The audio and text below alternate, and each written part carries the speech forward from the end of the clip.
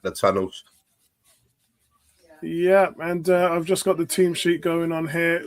Good afternoon, everybody. What is going on, Arsenal land? Hope everybody is doing okay. Right, let's just get this sorted out here. I've got everything going crazy at the moment. Guys, sorry for the lateness.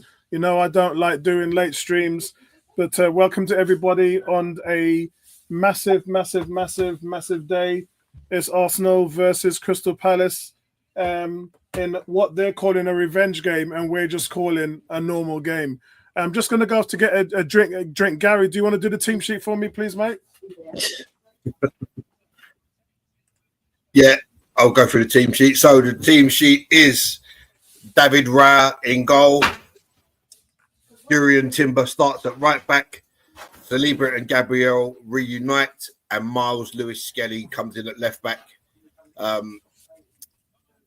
No problem with that at all. Pleased to see Lewis-Skelly get another opportunity. Then we have Thomas Partey in the midfield, playing the 6. He's partnered by Martin Odegaard, and up front is Bukayo Saka, Gabriel Martinelli, and hat-trick hero from Wednesday night, Gabriel Jesus. So obviously, with Jesus scoring a hat-trick, we're looking for him to continue this little scoring run that he started on Wednesday. And if he can bag a goal or two tonight, I will be most happy for him. I think this Fiore may be past it, but there's no need to rush players back because then they just pick up more injuries and end up being out longer. So no problem with the team selection at all. The only problem, I probably would have changed Martinelli for Havertz, but I guess Martinelli gets a nod for his defensive work.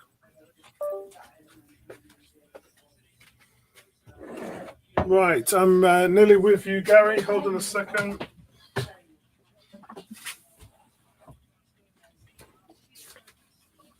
No worries, mate. Right. Good to go. Right. Guys, sorry about that. And subs, we'll work out the subs in a second. Let's just get rid of this. Right. How's everybody doing, man? Yeah, the bench Hope you guys are doing well. Gary, you been okay?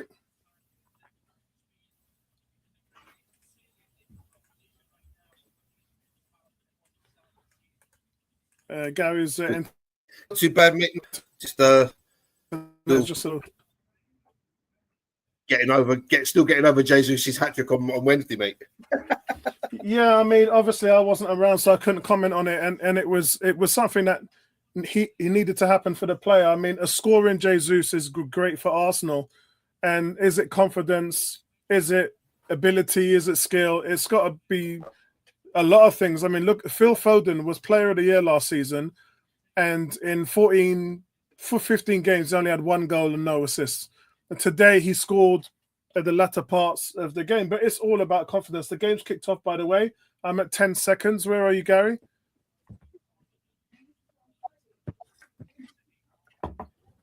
That goal that he scored today, Phil Foden, was a lucky goal because the defender really should have cleared the ball. I don't know what Digne was doing.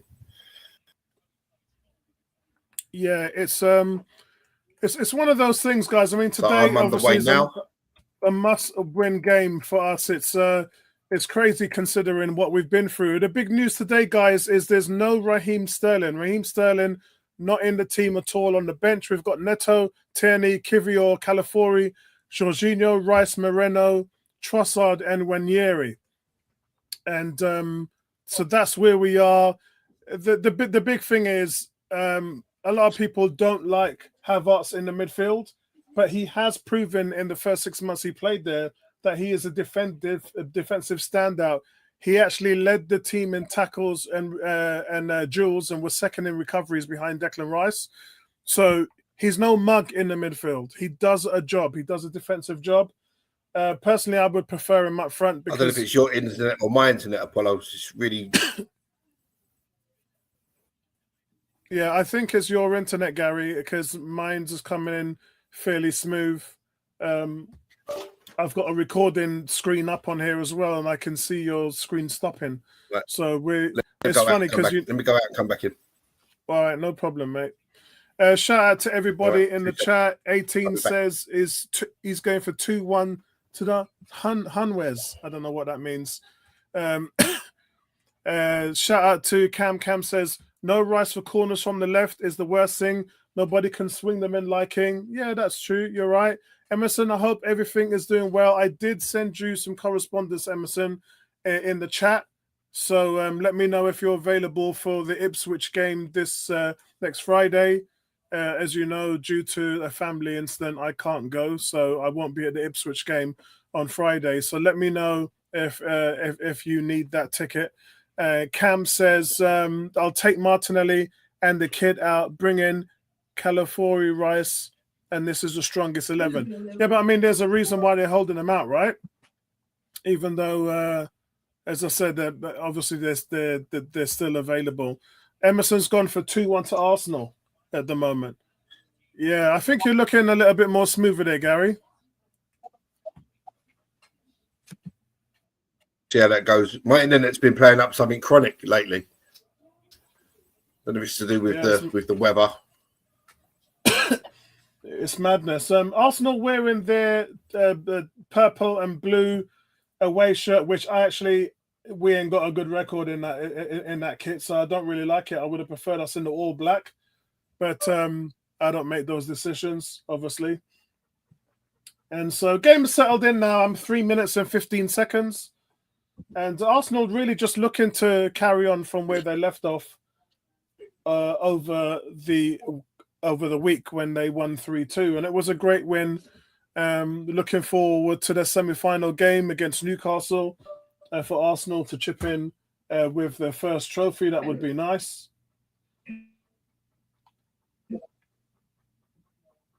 Right, let's just wait for the streamers just skipped somewhat. So I've got 2 feeds here, so I'm just going to go to the second one.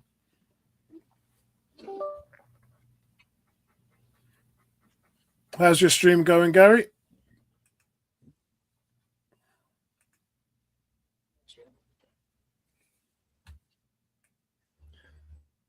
Yeah, I downloaded a whole load of new channels, didn't I? Because my one kept. Remember, I kept losing it. I lost it when that time with you, and then I lost it again the other day with Tony, and it was off for about 15, 20 minutes. Yeah, that was some madness. So I downloaded a whole load of those. Yeah, that is some madness. What's going on here?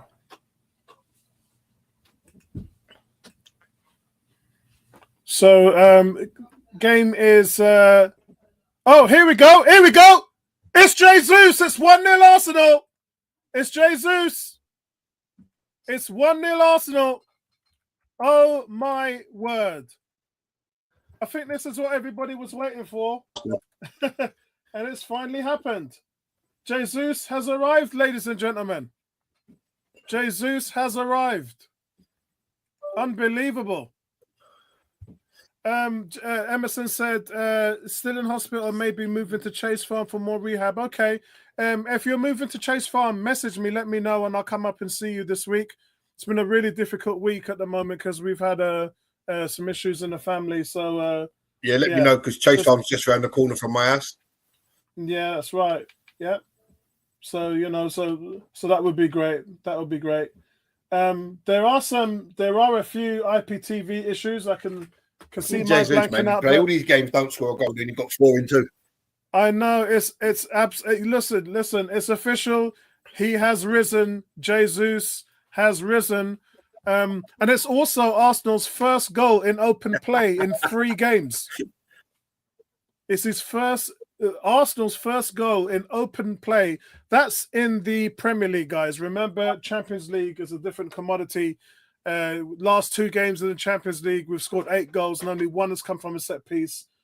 But it's absolutely fantastic. I mean, the thing about that goal, when it comes to him, his first thought is just hit the ball. There's none of that. Can I take a touch and cut him back inside and that? Just hit the ball. Yeah. The more he keeps it simple, the better he'll be. Brilliant. Absolutely brilliant. Must be really, really frustrating for Crystal Palace, because having been ripped to shreds by him over the week, surely the manager must have said, we got to keep an eye on him. We've got to stop him from getting in the space, running behind the back. And what does he do? In 6 minutes, comes out and then scores a goal for Arsenal. What a start for Arsenal. And Jesus is just keeping us alive. And can they crack on? Can they crack on from here? Cranky shout out to you. Says, we are better with a firing Jesus than a firing Hazard. Well, I mean, again, Havertz, has scored 10 goals this season in 21 games. So, in my opinion, that's firing. But I do understand what you're saying. If Jesus is on song, then he can deliver so much.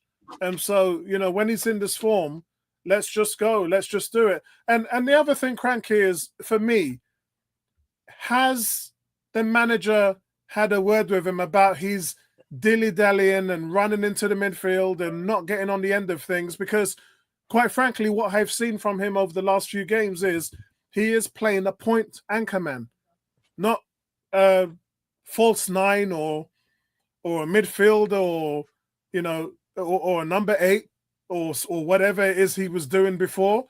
He seems to have a tunnel vision focus of, I'm going to make runs beyond the back line. Pass the ball back. And I'm going to be available for when somebody puts the ball into the box. Because, let's be honest, he wasn't doing that before. And he seems to be doing that now. Gary wearing the famous black away top.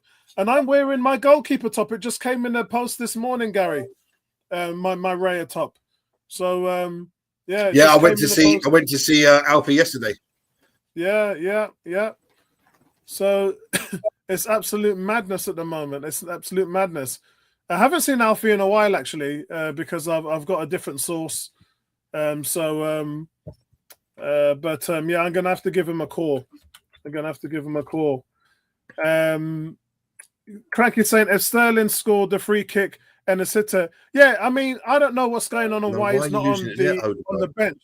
But Sterling actually hit the woodwork twice in that game.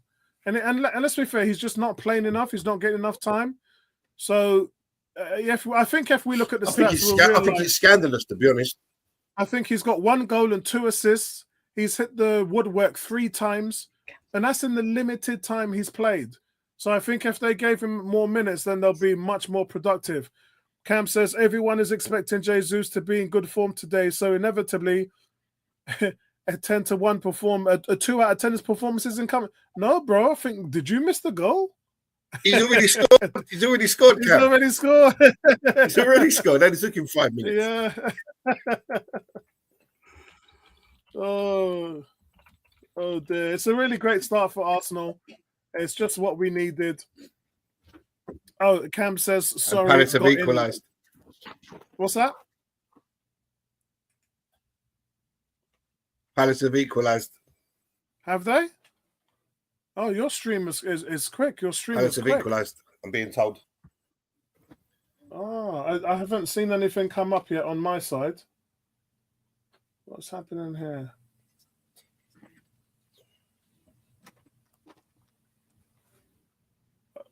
Yeah, it's Palace have equalised. Yeah, Cranky says it's a good goal. I mean, I'm not being funny. It's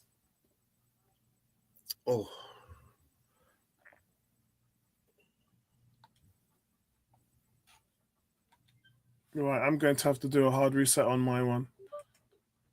Yeah, it's Saar. And apparently it was a beautiful goal. Let's update that. I'm just about to see it now.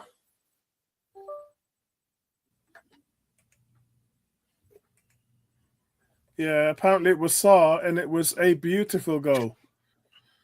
Look, they're not going to come into this. It's a bad ball from Timber, who really should do better with the pass as he raids upfield. Yeah, and then they just come back straight at us, no press. Was Raya being a bit risky on that one? Saar. Yeah. It's Partey who loses the run of Saar. Partey was on Saar and he lost his run. He didn't track him. And then Saliba drops off as well. So, yeah, but it's a good start to the game, though. 1-1. We got a game here, lads. Yeah, Saliba. That's what I said. Saliba needed to force him wide. So I think he's gone too high up the pitch. So, yeah, it's we got a ball game here, lads. We have a ball game here. I think Raya must have been unsighted, but I mean, I thought Raya should have done better with a couple of the goals on Wednesday. To be honest, yeah. It's a lovely set, and it's a short keeper syndrome again, isn't it? Them little T-Rex arms, man, don't reach that far. I mean, as you know, it's served him well so far. One of the highest shot percentages in the Premier League, especially over the last 3 seasons.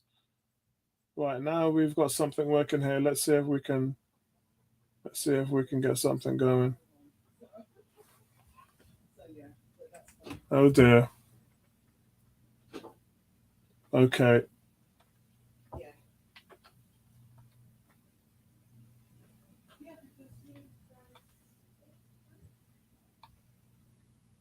Okay, strange. It's a bad goal to concede.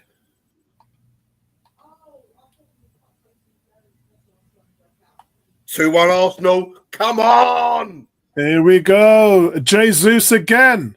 This is absolute madness. That's 5 goals in 2 games. It's unbelievable. Gary, talk us through it.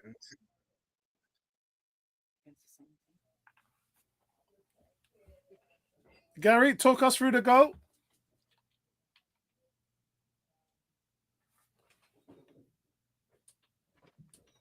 I've got to change my volume here. Gary, can you hear me? I haven't seen it yet, mate. I'm just waiting for it to come up now. Okay. Yeah, I can hear you. Right. I haven't seen it yet, mate. You just need to come up now. Okay, let me just go. So he's coming from the corner, which Gabriel Martinelli will take. The ball swung into the box, and it's Thomas Partey that nods it back, and it's Jesus there with a killer finish. Brilliant. Cranky said Palace put 3 men upfield to force us to have less men in the box, and it killed them. Yeah, they done the Monaco trick. Man. So it's the corner swung right to the back post. Partey heads it. Partey just taps it back, and Jesus top corner, top bins, happy days. Madness. And again, all he done was shoot for goal. There was no touch. There was no, I want to take this touch and I want to do something I don't need to do. Foot through the ball, and it finds its way into the top corner. Madness.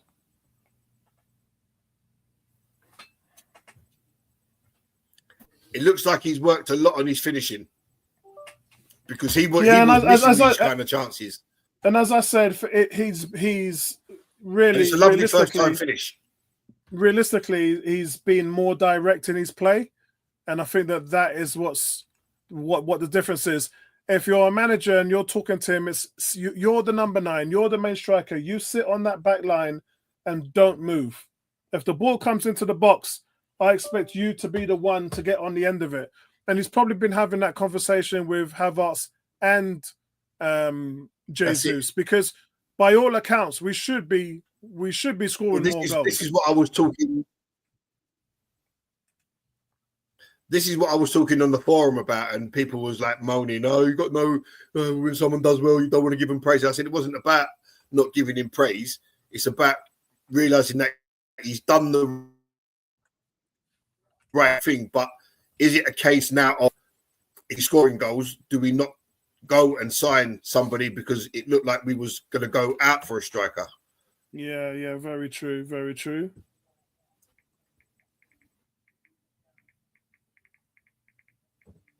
You know, but what I did notice on Wednesday while watching the game is that he was in the play the 9. Don't need to be in the back spot or dropping into midfield but holding Odegaard's hand. Play the 9. That's where you're going to get your goals. That's what you're paid to do. Do it. Excellent. All right, listen, I'm just going to run and go and get my tablet. I'll be back in a second.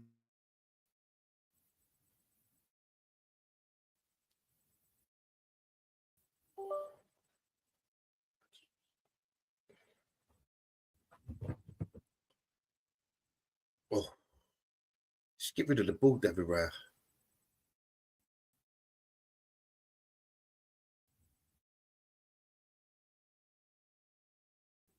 Oh, surely that was a fool.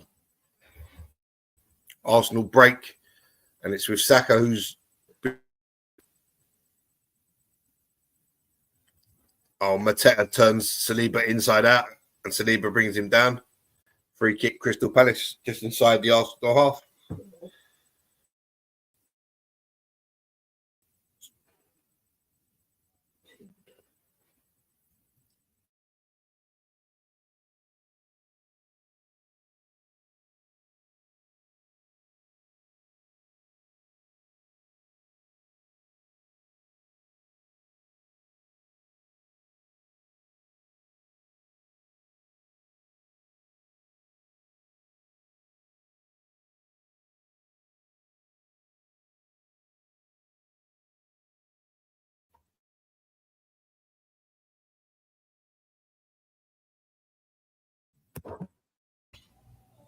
Yeah, talk to me, Gary. What's happening? Yeah, so Palace just had another opportunity, but the shot was high and wide. Excellent, excellent. I'm going to try and see if I can. So it was a very open game. It's an interesting tactic that. So Simon Hooper's gone to have a word with David Raya about time wasting. Well, at least he hasn't taken his yellow card out straight away. Right. Cranky, that's what happens when you keep things simple in football, mate. When you try to do stuff that you don't need to do, you make stuff hard for yourself. Indeed. Right, let's... We just need a period in the game now where we're just in control of the ball. Well played, Miles Lewis, Skelly.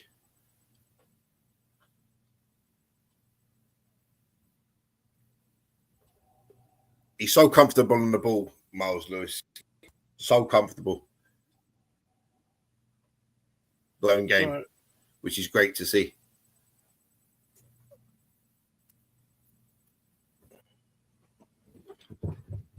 Right, okay, I'm getting somewhere now.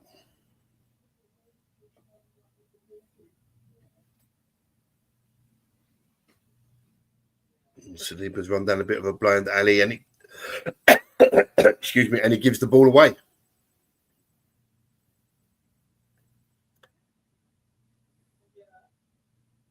Making too many unforced mistakes. Okay, I'm back in the game now. I'm 20 minutes and 45 seconds. How are you for time, guys? Yeah, you're a whole minute ahead of me. Yeah, I just decided to. IPTV's just gone. I'm at 1950. All right, excellent. I'm at 21 minutes now. Arsenal, yeah, that's why I downloaded a whole heap of new channels. Yeah, it's madness. I mean, to be honest, my IPTV has been on the blink for a couple of days now. I don't know whether it's the authentication. Oh, Saliba's made a tragic mistake. And what a save, David Raya. Yeah, it's an incredible save. By the way, Crystal Palace have stopped for a minute. They're clapping for Alfie Atkins. So they're celebrating. Odegaard, what are you doing there? It was an incredible save from Raya, actually. But Jesus right now, he's just gone crazy, man. He can't stop scoring. Yeah, he done really well to get out and spread himself well. Yeah, he did.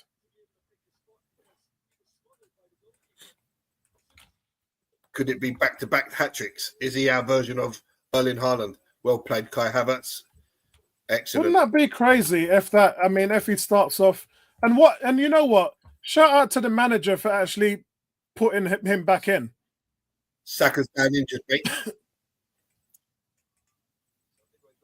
Well, the confidence should be flowing through him, shouldn't it, after a hat-trick on Wednesday? Oh, yeah. Big time. Big time. Saka's not looking good. And as I said to you, it's all because score a they've hat-trick, selected you expect to be in the team the next game. Of course. But again, it's down to the manager. The manager is selecting him. And that's the difference. It's good man management there.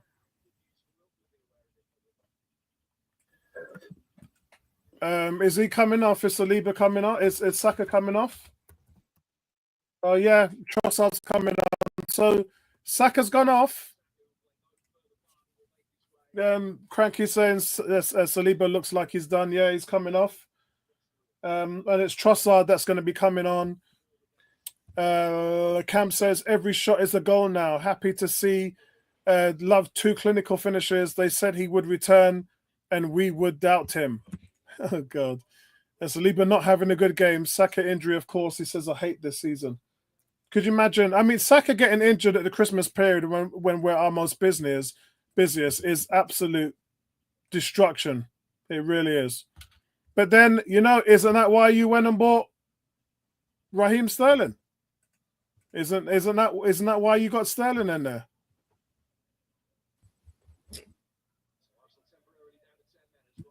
Yeah. Yeah, but there's something more to the fact that he's not playing. I've just sent you a message in the chat, Apollo. Yeah. Something that you can download to help with your streaming. Oh no, I'm watching it on my tablet now. Watching it on my tablet. So my Xbox, I better turn my Xbox off. I don't know what's going on. IPTV is on the fritz right now. Oh no, Cranky's saying it looks like he's pulled a hamstring. Oh dear. If that's the case, he won't be back for a month. And look, you've got Sterling, who's really capable. So I don't think it was a hamstring. What have they done here now? You've got options. It's another thing that you bring Saka on in the cup game. No, I think they put Jesus on the right. The team that you select wasn't really up to it. What have they done? I got to see what they've done here. I'm not sure how they've set up.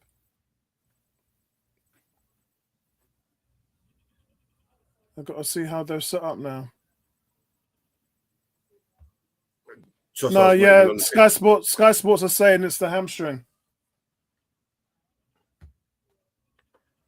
Oh, wow. Right before this busy period. First Odegaard. You know what it is? It's like we're just having that season. Yeah, it's his right hamstring. Yeah, we're just having that season, guys. Man City are having it, and we're just having that season. And it also comes from not giving the guy sufficient rest. He's injured, and he's straight away as he's fit again. He's back in the team. He's injured again. Straight away, he's back in the team. Yeah, the guy doesn't get enough rest. Just looks like he's been elbowed. And then you can't complain when he pulls up. Daniel says, "A big up, fam. Household is sick up, man. Yeah. I hear you, bro. I hear you. We're mourning the death of someone close in the family. So, yeah, we had a tough one. Got back from Tenerife Wednesday, 3 a.m. in the morning, and it's just not been good since we got back. So today is the first day that I actually I don't look like a zombie.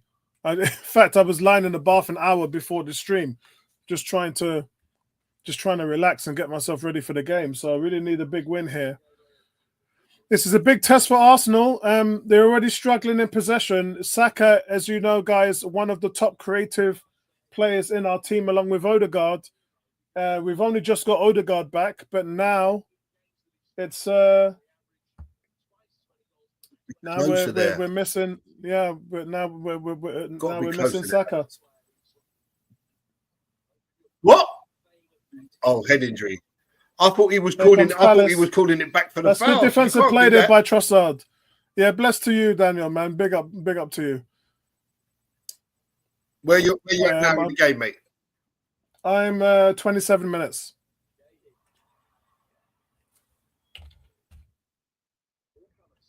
Oh, yeah. 27 minutes. Little disappointed in IPTV, to be honest with you. Let me see if I can. So we have Jesus with 2 goals, 1 in the 6th minute. I better put that in there, actually. Let me just change this. Jesus 6 and 15. That's 5 goals in 2 games for Jesus. And the assist is Gabriel Magalhaes and Thomas Partey. Thomas Partey getting an assist from that from the midfield position. Yeah, here comes Palace. And it's cleared by Saliba. Palace trying to push for an equaliser.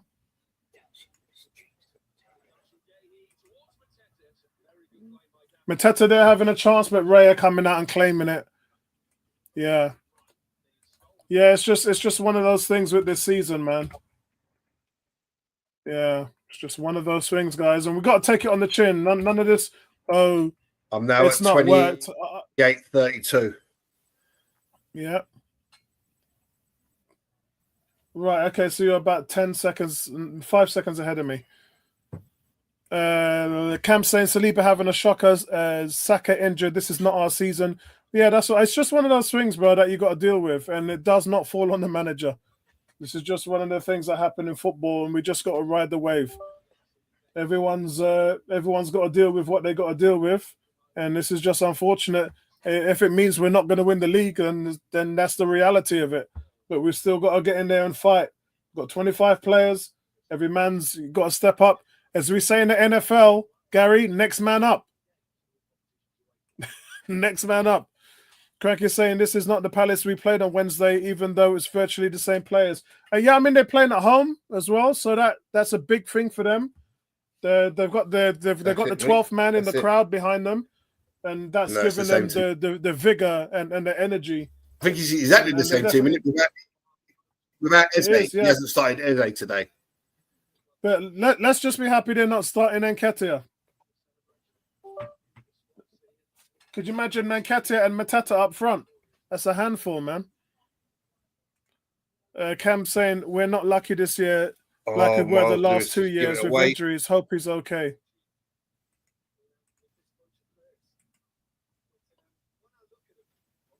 Yeah, but let's not also forget that Saka's played virtually every minute of every game for the last years. Yeah, he has missed a game though. He has had a game. Even when he's got option to rest him, he never does.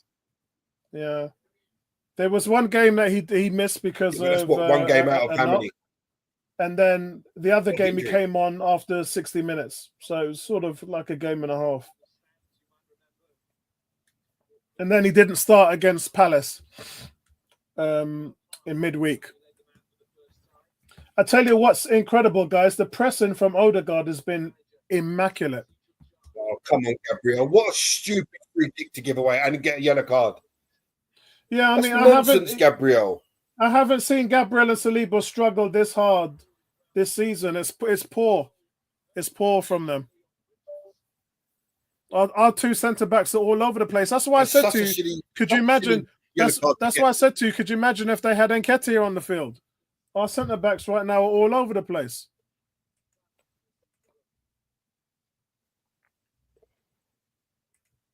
Yeah, our centre-backs are all over the place.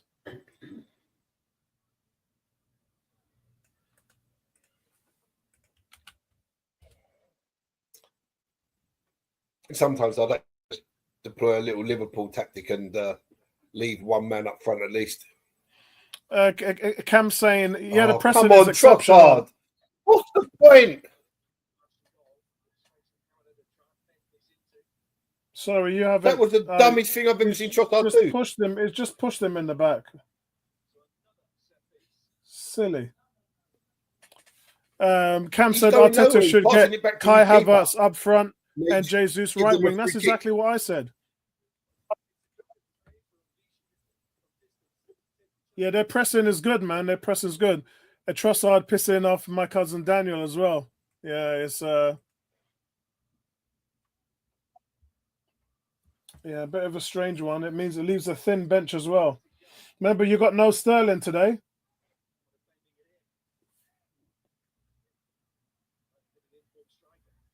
Yeah, I mean, also you got to look at guys. And I'm talking to Cranky, Cam, what's that? And a couple of the other guys. The player's going nowhere. Why you got to even touch it? And Cranky says, Gary, I have seen worse. Gary, the one thing that you got to take into account is Crystal Palace's form in the last 5 games. They're unbeaten. They've had a horrible start to the season, but they haven't been beaten in the last 5. They've been really good. So we're not coming in there walking out with 3 points. This isn't, it's just not that kind Palace are never an easy team to play anymore. Yeah, agreed. Cracky says, why does he have 2 left backs and no Sterling? It's madness. It's madness. I don't know what's going on with Sterling. It's madness. Played 19-20 games for Chelsea last season. Doesn't know the system. He's an ex-player. Calafiori's come in and picked up the system straight away. But Sterling, who's been playing in England all his life under Pep Guardiola and other good managers, can't pick up a system. It's just ridiculous. Yeah, it's just nonsense. It is. Yeah, I agree. And a header over the bar from the resulting corner. Yeah, Lewis Skelly was on Mateta. I think it was Havertz there, done a really good jumping block.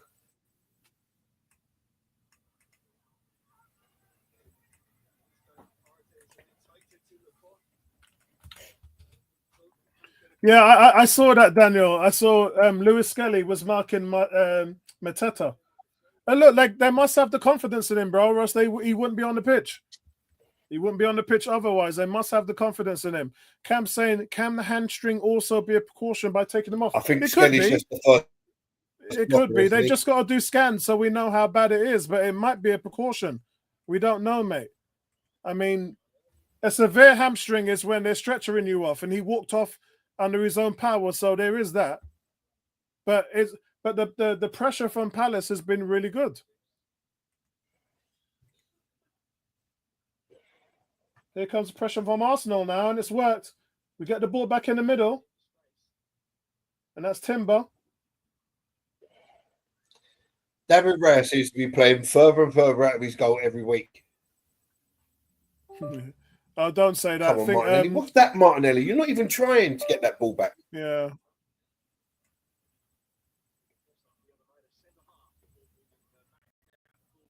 A lot of people getting frustrated saying Havertz is not a midfielder. It's the same old saying. Guys, make your mind up. He's not a striker. He's not a midfielder. and he leads our team in drills and tackles. I mean, he's got 10. He's actually our leading top scorer with 10 goals. So, guys, make your mind up. Gary, do you want to chime in here and help me out? He's our top defensive tackler in drills. He's just a surplus worker for the team. He can play the midfield and he can also play the right. So Timber's now got a yellow card for taking 3 years with the throw-in. He's our leading goal scorer with 10 goals. This is crazy, man. We are digging ourselves a hole. Timber now pick up a yellow card for taking 3 days for a throw-in. Just throw the damn ball, man. It's crazy. We're just putting ourselves under pressure. Yeah. James Lucy's through. James Lucy's through. Oh, what a tackle back by that. Whoever it is, Lacroix. It's a great tackle. That's a great tackle. Jesus should have done better there. He was clean through and really been his hat or an attempt at his hat trick. Yeah.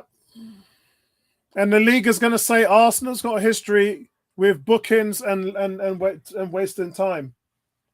There's a corner to Arsenal.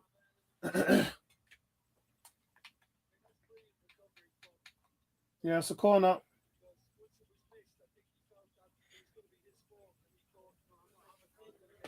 I'm going to have to send an email to these guys because I don't know what's going on with the IPTV at the moment.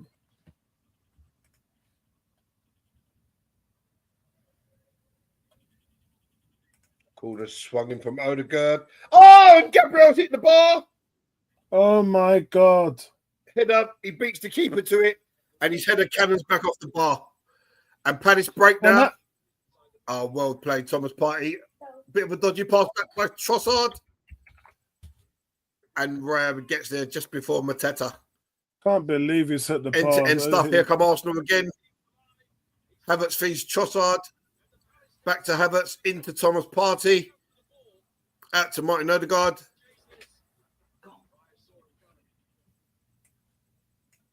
Come on, let's go. It's 3-1 Arsenal. It's 3-1 Arsenal, and that's Havertz.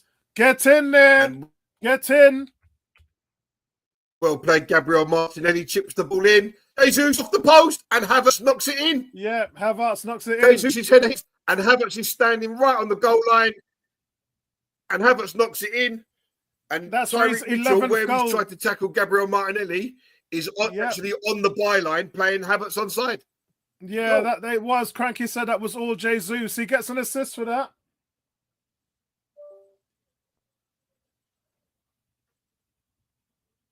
He gets an assist for that.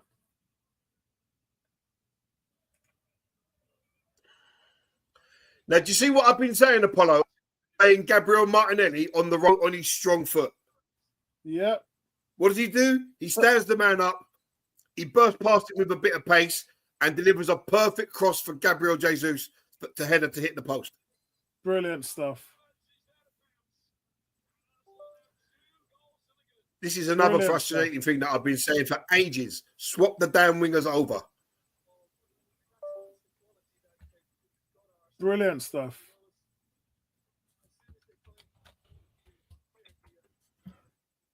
So Jesus, 2 goals and 1 assist. He's like a new signing.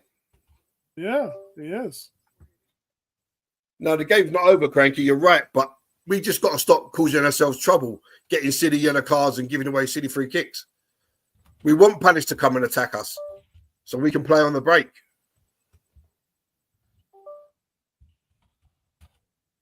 Yeah, I'm just... Ooh, what's that? I tell you, yeah, Havertz. And Havertz is scoring on the international level as well. He's really doing all right.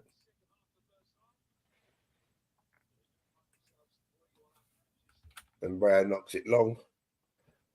And Jesus is beaten in the air. Cranky's saying the game is not over.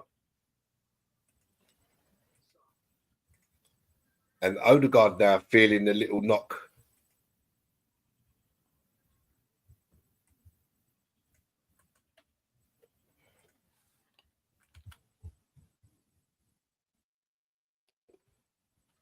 They just showed the Gabriel chance again, and he really should have scored that. He gets in front of the keeper and straight off the bar. Yeah.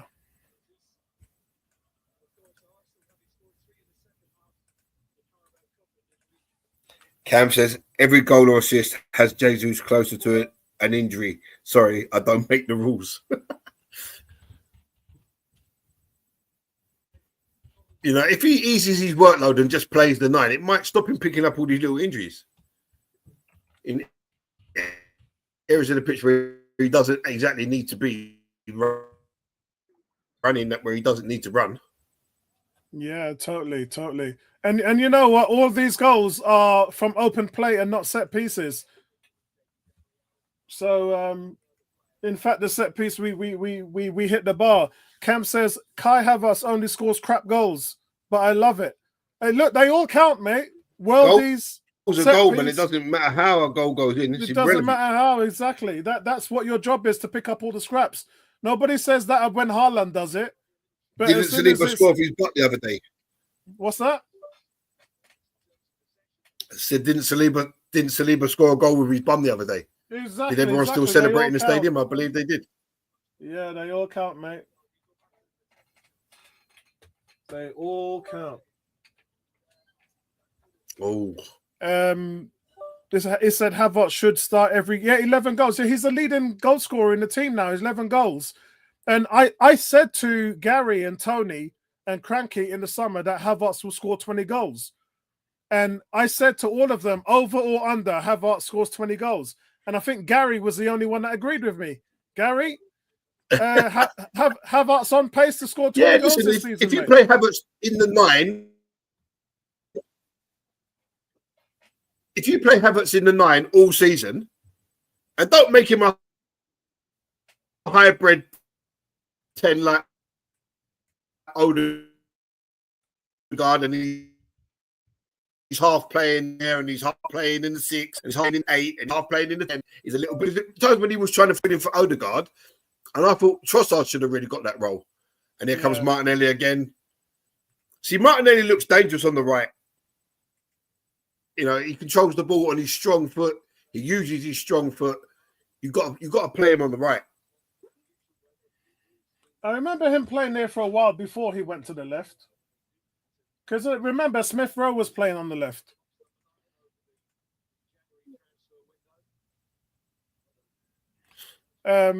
Cranky says, it says, I'm not having Havertz. So here this, ladies and gentlemen, Cranky is not having the team's leading scorer this season with 11 goals. He's not having it. He's not having that. That's madness, Cranky. That's madness. Leads the team in tackles and duels, by the way. I just thought I'd put that in there for context. Trossard. Oh, why haven't you controlled that, Trossard?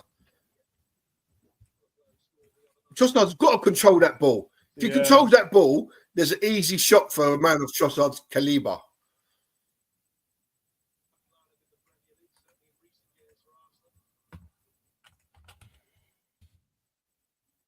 Yeah, it's frustrating the way this team's had to cope with injuries. Yeah, but that happens to every team, man.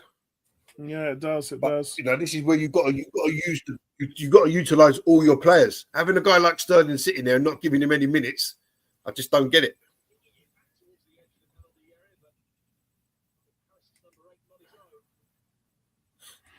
Yeah, I think Havertz for me is one of the first names on the team sheet. All right, Cranky, let me send you the link. Yeah, let me send it to him. This is coming on Facebook Messenger, Cranky, yeah? If I can open it up.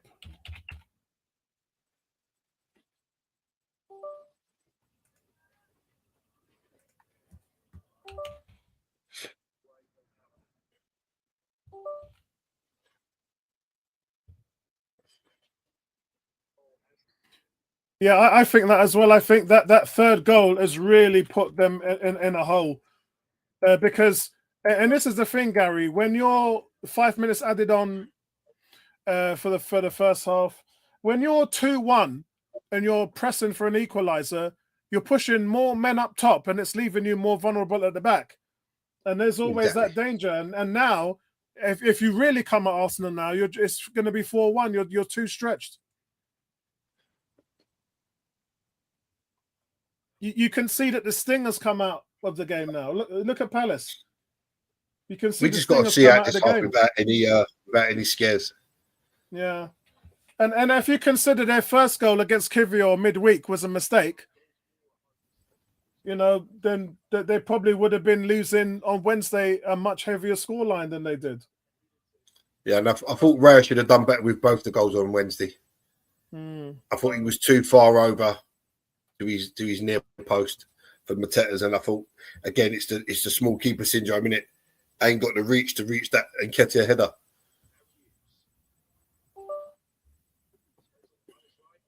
Little appeal for a penalty there from Crystal Palace. Yeah, nothing given. Oh.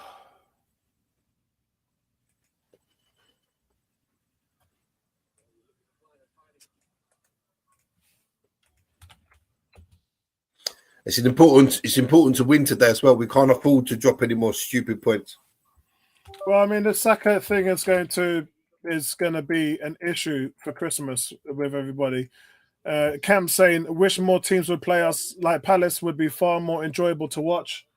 And then he says, Saka's injury ruined my mood, man. And Daniel saying, goalkeeper with some dark arts there. For real, man. No, overall, I think it's been a good first half display. No doubt that they're probably going to get Nketiah. I thought we gave away a poor goal, but apart from that, we've been good. Yeah. Yeah, when you consider that their goal, Saliba. When you consider that their goal was stunning, that's what they got to do to score against us, bro.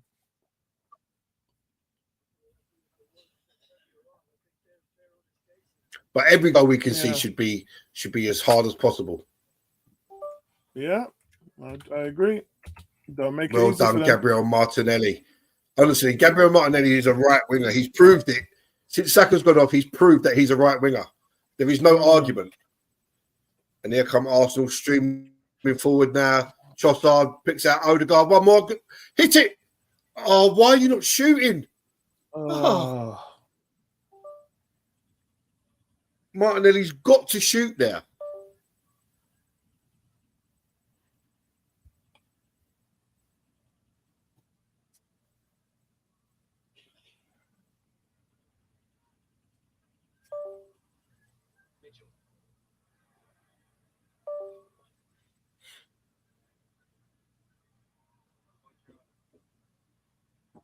Here comes Arsenal again. Here we go. It's a nice ball from Trossard. Finish! Oh. Gary, I'm 40. Martinelli should have shot there, innit, instead of trying to cross it. Yeah, I think you might be slightly ahead of me. Yeah, Ram. I think Martinelli's got to shoot for goal there. Havertz has nicked it. Havertz is going. Oh, another good tackle by the Lacroix. And then Jesus trips him silly. Trossard kicks the ball away. No yellow cards given. Michael Elise in the crowd.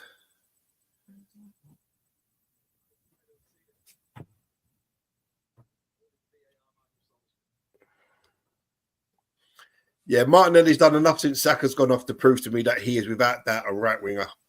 And playing on the left, but does not benefit his game one little bit. Yeah, I agree. Or rare fullback coming and then backed up. And Crystal Palace have it in a dangerous area. The ball swung in, and Jefferson Lerma rises like a salmon at the far post.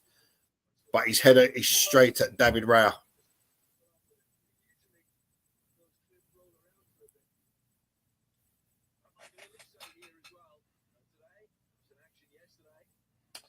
Wow.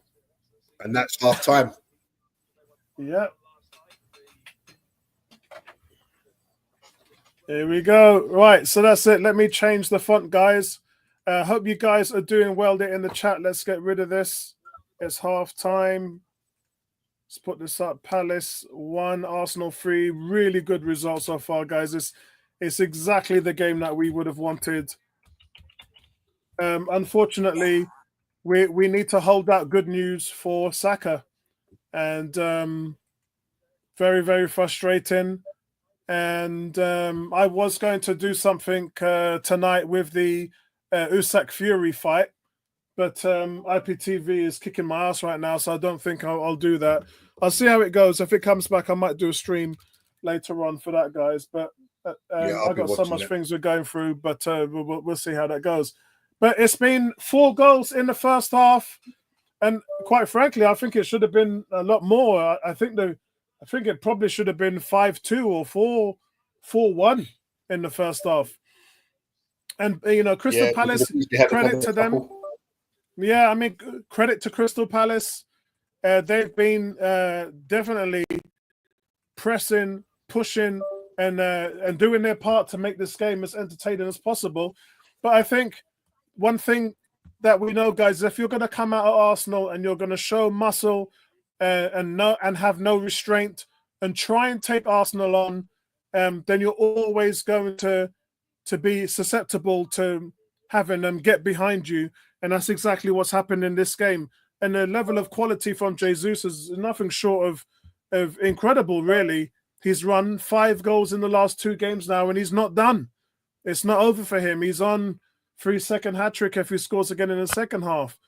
But as I said, Palace are doing enough to show Arsenal problems. But because Arsenal have not been playing their most solid game at the back, Gabriel, Saliba looking really, really iffy, if I'd say. I mean, neither of them are having a good game. And quite frankly, I don't know why Palace have not brought Nketiah on to really ruffle their feathers. I think that is something that would be in their game. And Arsenal's loss if Eddie came on. But hey, look, they haven't done it. And so we'll have to see what happens. Gary, what's your thoughts? Yeah, I thought the first half was really good in parts, quite sloppy in others. Saliba making a couple of uncharacteristic mistakes. Gabriel getting booked when he really didn't need to, for committing a silly foul. Just allowing ourselves to be under pressure when we didn't really need to. But going forward, we've looked dangerous every time. You know, Gabriel hits the header of the bar from a header when normally he would have scored. Martinelli spurns a chance to shoot. You know, and we've scored 3 goals, so it could have quite easily been 5-6-1. So I just want to see us tighten up in the second half, not give away too many silly opportunities, and hopefully score a few more goals and Jesus to bag back-to-back hat-tricks. Yeah, I mean, that would be incredible, really, considering, look, we've all given him stick because he has not performed. 1 goal in 33 games is not the level of expectations. And so, you know, let's be smart about this, guys. Let's criticize when we need, and let's applaud when we need. And this is a time that we should be applauding Jesus, because he's definitely been turning up and showing what Arsenal need and why we signed him. And so somebody made an issue is, right, so the next thing to happen to Jesus now is for him to get injured. Look, man, we'll come to that. And we got no Eddie Nketiah to bail him out this time, but we do have Havertz. Look, let's just get to that road when we cross it. I've gone on record. You guys know I've gone on record and I've said the Jesus strike experiment is over. Go on, Gary. Yeah, well, you know, listen, we could all see it was done. We could all see it was done. You know, there's no question that it was done. You know, for the performance we saw from him, like 1 goal in 34 games. What kind of nonsense is that? You can't compete with trophies with a guy with that kind of record. Yeah, and you're a number 9. That kind of record should be playing for the team at the bottom of the league. Yeah. And remember when? Yeah, but remember when like 1 goal, a striker, your main striker, your number 9, with 1 goal in 34 games, should be playing for the team at the bottom of the table, not the team at the top. And do you remember that season when Smith Rowe scored 11 goals and was our leading goal scorer? 7 of those goals came from the bench.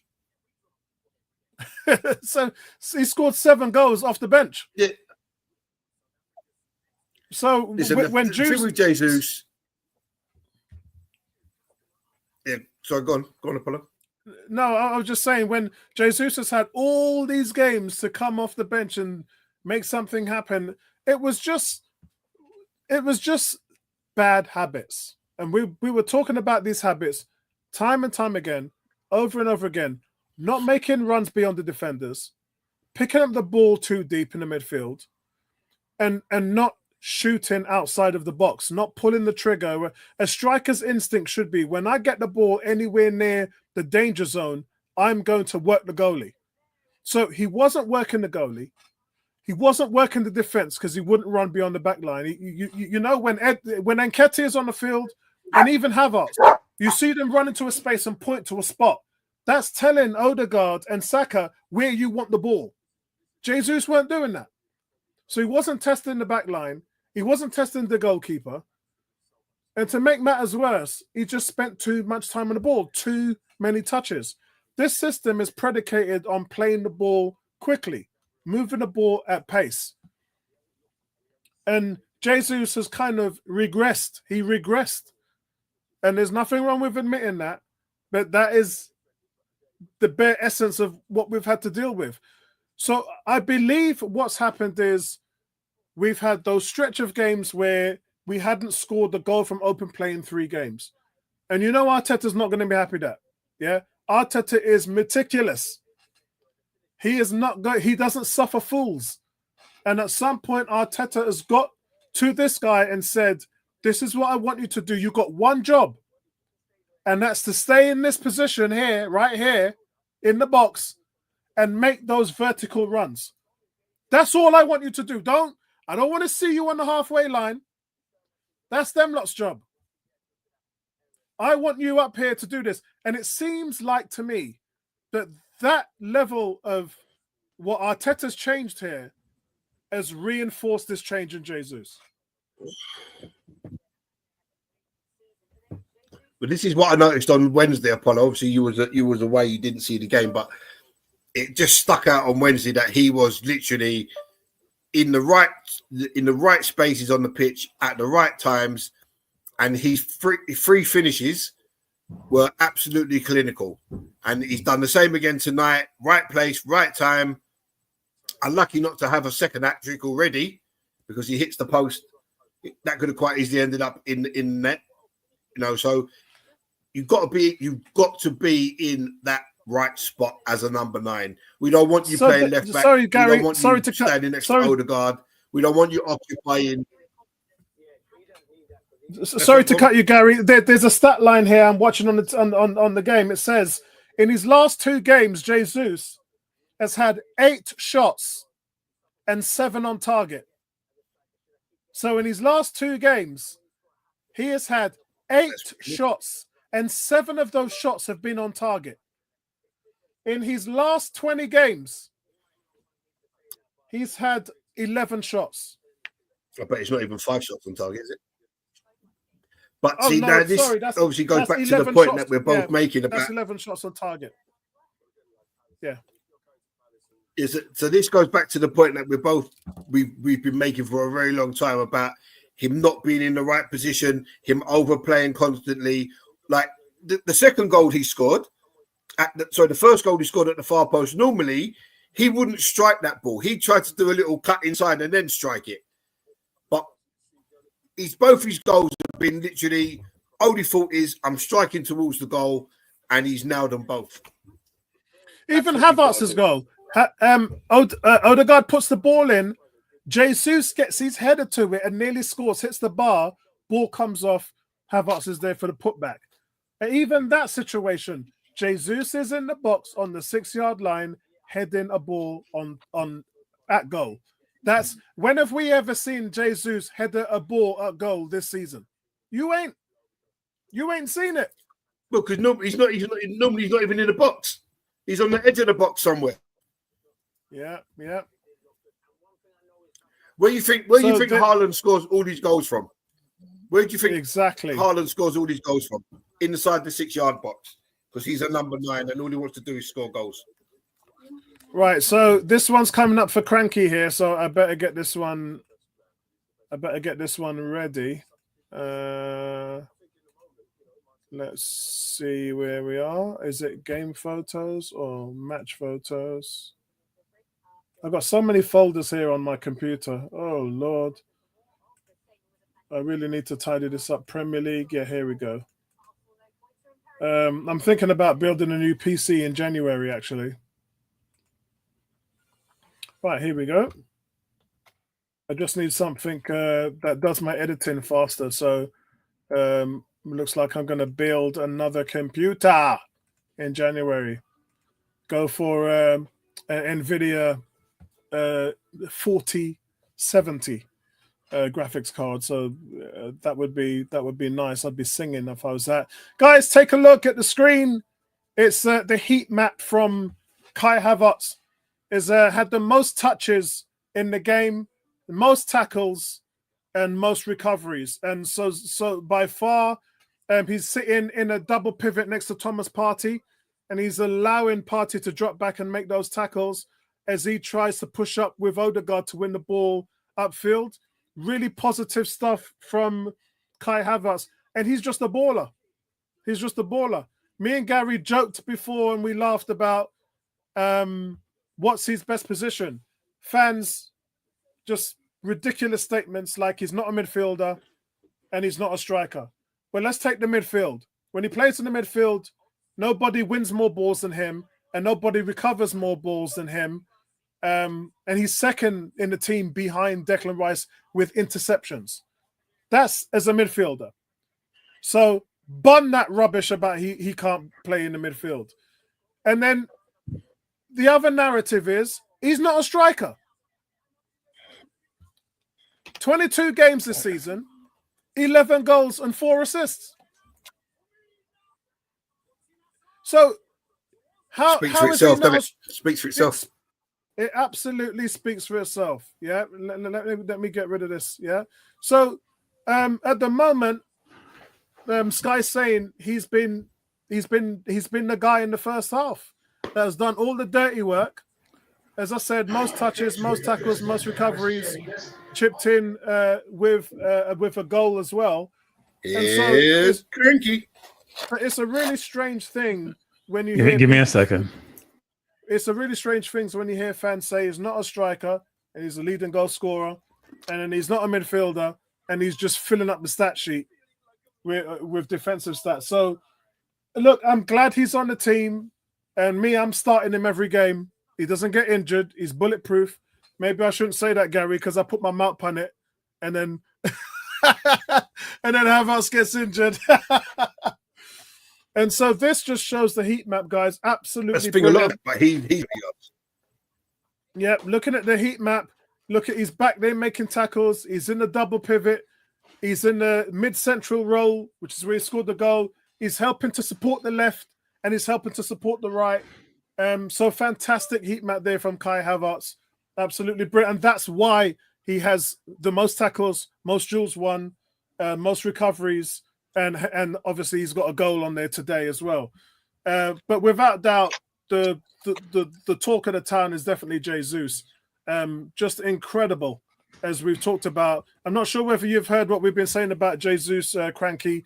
We've been talking about the fact that the manager has obviously taken him aside and said, look, we have not scored an open goal from play in 3 games. I need you here. I need you to stand here to get on the end of things, to test the goalkeeper, run beyond the back line, and be there when the ball comes into the box. Because quite frankly, in those 3 games that we didn't have an open play, they recorded 16 balls was crossed from the sides with nobody on the end of it in those 3 games. So on average, that's about 5.3 per game. If I do that's not the center forward, right? That's also the winger on the opposite side, right? Because Martinelli is never in position to score, even though Saka would be in position to score. So I'm not sure what Martinelli is doing sometime on the other side. Saka's injury may be a blessing in disguise. It may seem ridiculous now saying that, but we need to know what we have on the right-hand side of the field. And the coach is not exploring that. He did with Sterling against Crystal Palace. I didn't think Sterling was that bad in that game. He missed a sitter. His free kick was very good.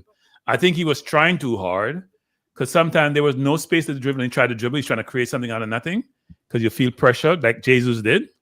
But Jesus took his opportunity brilliantly and he's doing well. But it's the same team in 2 games. Yeah. So let's see what he does after this. He'll probably start the next game. So we'll see what he does after this. But I'll say this, though, which is we'll see what Martinelli does because we are right side dominant, right? Every ball we get goes to Odegaard to go to Saka. So let's see what happens if the Martinelli-Odegaard combination will work. So in total, so far, Martinelli looks like a well-beater, Cranky. Playing on the right. He's on the right side of the field. That's where the ball comes to. So in total, guys, let's look at the numbers. Let me get this out of the way. Let me get that out of the way first. So in total, let's look at the numbers. So far this season, Sterling has played 146 minutes in the Premier League. 146 minutes. That is not even 2 games. It's not even 2 games. He's played 146 minutes, and he just has 1 assist.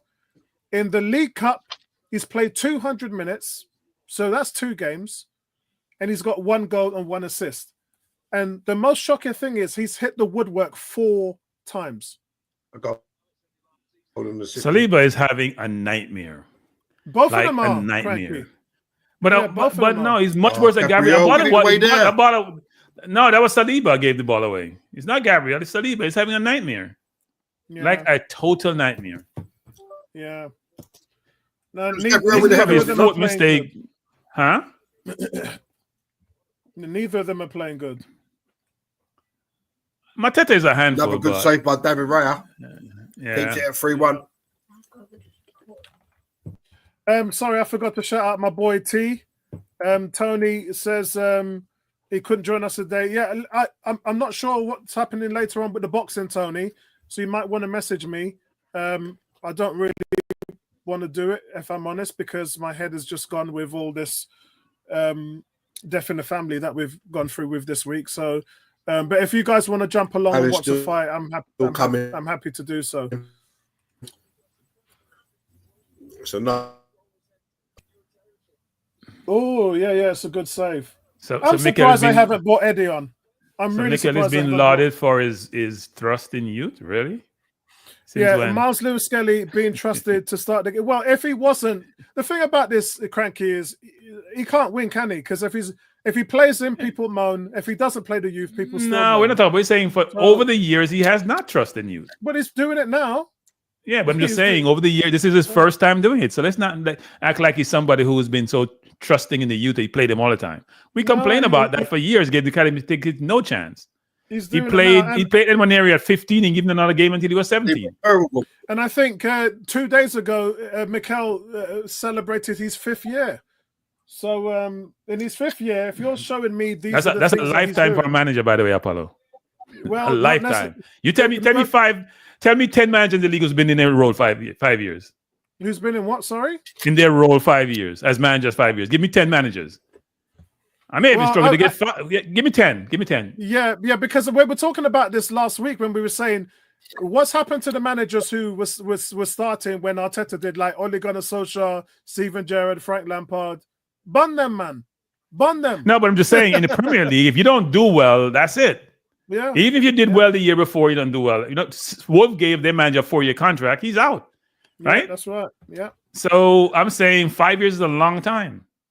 It is a long time in the Premier League. But when you look at the changes and the competitiveness that they have on the pitch, number one. Oh, come on. We're not disputing that he's rebuilt the team really well. We're not disputing that. What we're talking about is did he give youth a chance? So and then when you look at and that's for me, the answer to that for me is that's part of his development.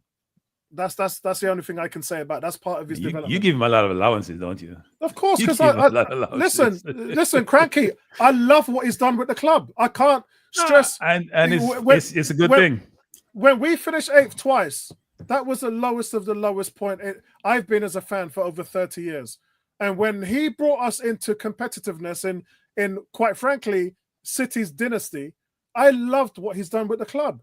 But more importantly, Cranky, and this is important for season ticket holders, I love the culture of what he's done and the changes he's made. When I go to the stadium, it's my happy place. I feel great when I go to watch Arsenal play.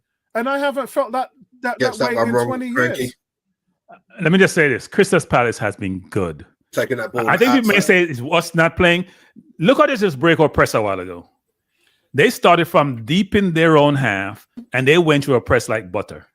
But Cranky, this is why I said this team is unbeaten in their last 5. No, when they came to the Emirates, they gave us the game. They didn't try. Yeah, they didn't really try. Today they're playing. They had a poor start to this season, and since then they haven't lost in their last 5 games. Yeah. Then they won 2 looked like he got a hit on his throat. Sorry, Apollo. Michael looked like he got. Let me see what happened. Oh, he got hit on his throat by Mateta. Why is Miles Kelly marking Mateta? Can somebody explain that to me? Yeah, I know. Isn't that Saliba's or Gabriel's mark? Yeah. Or Thomas Partey? Why is he marking him? Yeah, I don't know what that's all. I mean, are we doing some kind of hybrid zonal thing so he's just there to be a nuisance? Because he can't mark Mateta. But the one thing I noticed when I watched the replay of the game on Wednesday is Mateta was trying to pull the defense out of position. So I don't know that maybe, I'm not saying it is, but that may be a reason why he's doing it. Really? Trying to keep let's say if Saka's injury is an opportunity for Sterling if he takes it. It's headed away by Havertz. Yeah, I agree, Cranky, because that that would be a red flag. That would be a red flag. Lewis Skelly is down. Yeah, he's up now. That's Mateta just pushing him down with his elbow. Has Trossard done anything in this game? I'm just trying to get it. I mean, he's such a momentum player. Let's be fair, guys. Yeah, Mateta is 6 foot. Mateta is 6'3", and Lewis Kelly's a 17. Come off it, man. That's a ridiculous free kick. Partey barely touched him.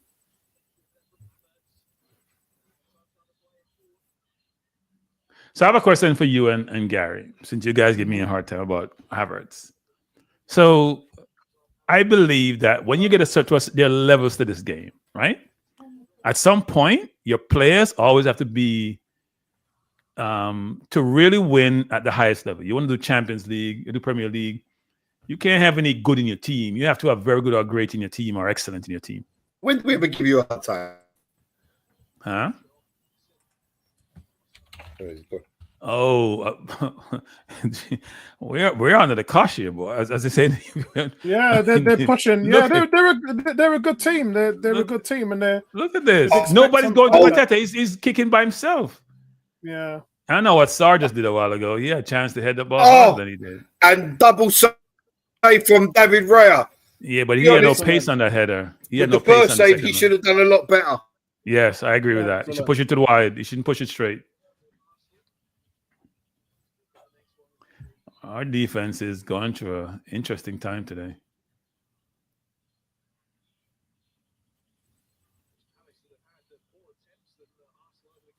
I am not convinced by Trossard. They've got to get that. I think play well on Wednesday, but I'm not a Trossard believer. He can score goals, but he's a bench player. Oh, how many times that's the third time we've seen Raya do that double save this season? Yeah, but this one was easy because the header wasn't that hard. The second header was not hard. Yeah. If he had more power behind him, was swerving ridiculously. Did you see the swerve on that shot? Yeah. Do you know what I think it was, Frankie? I think where he smashed the ball into the ground off his gloves, I think it went up too high for him to get power on it. Yeah, he couldn't get the power on it. So I have a question for you guys. So if you look at our team, would you say Raya is very good, good, or excellent? Do you want me to answer that? But either you or Carabao, I'd say. No, actually myself. Because I got all the metrics, bro. No, but I'm actually no. You didn't give me metrics. Just tell me from your opinion. Because metrics is a combination of eyesight and stats, right? When you think about is one of the top 5 rated goalkeepers in Europe. So is he very good or excellent? He's very good. Okay. Would you say Timber is very good or excellent, or just good or bad? Very good. Okay. What about my two center halves? They're the best in the world. Best tandem in the world. Okay. What about Califiori playing left back? I think Calafiori is a ridiculous talent. And the injuries are starting to bother me. But you probably say it's very good, right? I think he's got the capability, and Timber, by the way, left and right back, to be the best in the league. Okay, so we're saying our defense, or starting defense and goalkeeper are very good to excellent, right? Yeah. What about our midfield? What about Partey? I think he's the best in Europe. Okay, well, you're going to stretch there. I think Rodri's there, but anyway. Yeah, but he's a different kind of midfielder, isn't he, Rodri? But they're both CDMs. They're both CDMs. Yeah. Right. What about Odegaard? Best number 10 in the world, and that's proven. Okay. What about Declan Rice in the 8? And then he do something with ball, man. What's wrong with you? Declan Rice is a stud in the 8, but so you're saying wait. So go ahead. No, sorry. I mean, Declan Rice is a stud in his native position. The number 8 is new to him, and I think he's okay. I think he's okay at the number 8. I don't think that's where he's going to be. So you're saying we don't have a very good or excellent number 8 then? Who's that? Declan Rice? Well, we do in Moreno. That's why Moreno came in. You think Moreno is very good or excellent? Moreno is world class in that position. You only have to look at what he does for Spain and what. So if he's world class, why is Kai Havertz playing in the 8 instead of him? Because for me, Havertz, and I said this to you before, Havertz would be first on the team sheet for me. By the way, Califiori and Rice look like they're going to be coming in the game. So wait. So you're saying that Havertz is better than Moreno in the 8? Yeah, that's a difficult question. So hear this: Moreno is the best in Europe in duels and in that position. But I think but duels is one component of 8, right? 8 is box to box to me, so it's a lot more attributes. Okay. As I was about to say, Havertz gives you more of a goal threat. So we know last season Havertz led the team in tackles and duels, second in recovery behind Declan Rice. So that's Havertz in the midfield. He's a stud. But what he can do is he can score goals, and he can create. So you're saying Havertz is very good or excellent? Oh, Havertz is excellent. In what position? Excellent where? Centre forward? I think he's good. I think he's a good centre forward. I think he's an excellent midfielder. You think he's an excellent 8 then? Yeah. Okay. Interesting. But here's the thing. And only Arteta will know the answer to this question. That's where he made his name. By the way, Havertz is coming out. And I think Lewis Kelly probably too, because he Califiori warming up. Didn't he, in Germany? So here's the thing. This season, for club at Havertz has been hooked. Yeah, for this season for club and country, Havertz has played 36 games. He's scored 17 goals and 4 assists. And not only if we take out that context completely, he leads the team in tackles. And Jules. That's incredible, Cranky. Yeah. We're talking about a dual threat player who, and we have to use this in NFL terms, he's the ultimate utility man. But if you're a utility man, is a utility man because you're versatile, utility man because you just can play whatever? So if that was the case, he wouldn't be putting up the numbers that he's putting up. So a utility man normally is someone. But isn't it because he's getting a lot of game time? He gets a lot of game time, you know. Yeah, unlike Jesus, who when he wasn't playing well doesn't get game time. Havertz gets a lot of game time. Don't pass it back. Oh Lord. But see, he gets a lot of game time, but he's productive. You know, a lot of people talked about Xhaka, a lot of people talked about Jesus, but this guy provides the numbers. This guy fills up the stat sheet. So he gets everything done. Tackles, recoveries, duels, score goals, gets assists. Are we sure Partey is not Brazilian? Brazilians are the only one I see who give you the look away. Do you guys know how much look away pass Partey does in the midfield that freezes defense? I don't think people even realize it. And while I'm going to play the ball inside, African Brazilians, huh? He's exceptional. No, he does a lot of look away passes, which people don't realize is. Jesus missed a sitter. Jesus missed one of the easiest goals ever, and then Martinelli comes and scored. Jesus missed. Arsenal. Yep, here we go. Jesus missed a sitter. It was on his left foot, but he just got to control the ball and put in the goal. And Martinelli scored the ricochet. No, he doesn't. He kicked it. It went outside, came back in, and Martinelli scored. But Jesus had his hat-trick and didn't take it. Jesus, we know. The old Jesus turned up. So let's see what happened. Ball's on the left to Gabriel. Really good ball brilliant ball between the lines to Trossard. He crosses it. Jesus has the goal in front of him, and Trossard crosses it, and then Rice took a shot, which went to Martinelli because it wasn't a really good shot. Put it in the net. Yeah, Jesus had a sitter. I mean, that's his easiest goal. He's had all. When you see the 5 goals that Jesus has scored, Frankie. Yeah. You see the 5 goals that Jesus has scored. How does he miss that one? You know what he's trying to do? He's just trying to get it on target. He's not right, and that's not him. He's always trying something. He's just kicking the ball to the goal now. He's not trying anything. Because you know him, he would stop it, probably do something fancy and put it in the net. By the way, guys, this is an incredible result, I want to say, first of all. But secondly, my favorite Jesus goal over the last week has been his first goal today. He hits the ball wide of the post and it curls in on the inside. Goalie has no chance. Even if the goalkeeper is going with that all the way, Jesus, the sheer pace on it, he hasn't got a chance. Yeah. Great finishes. Yeah, Jesus has got to put that on either side. You can't put that in the middle. So a friend of mine just texts me and says, we're in trouble defensively with Havertz in the midfield. And yet, apologies, you're waxing lyrically about Havertz in the midfield. It's because. By the way, my friend is a really good coach. He has an academy and he knows football. So he's not talking the top of his head. Yeah, but give him a message from me and tell him to go and look at the stat sheet.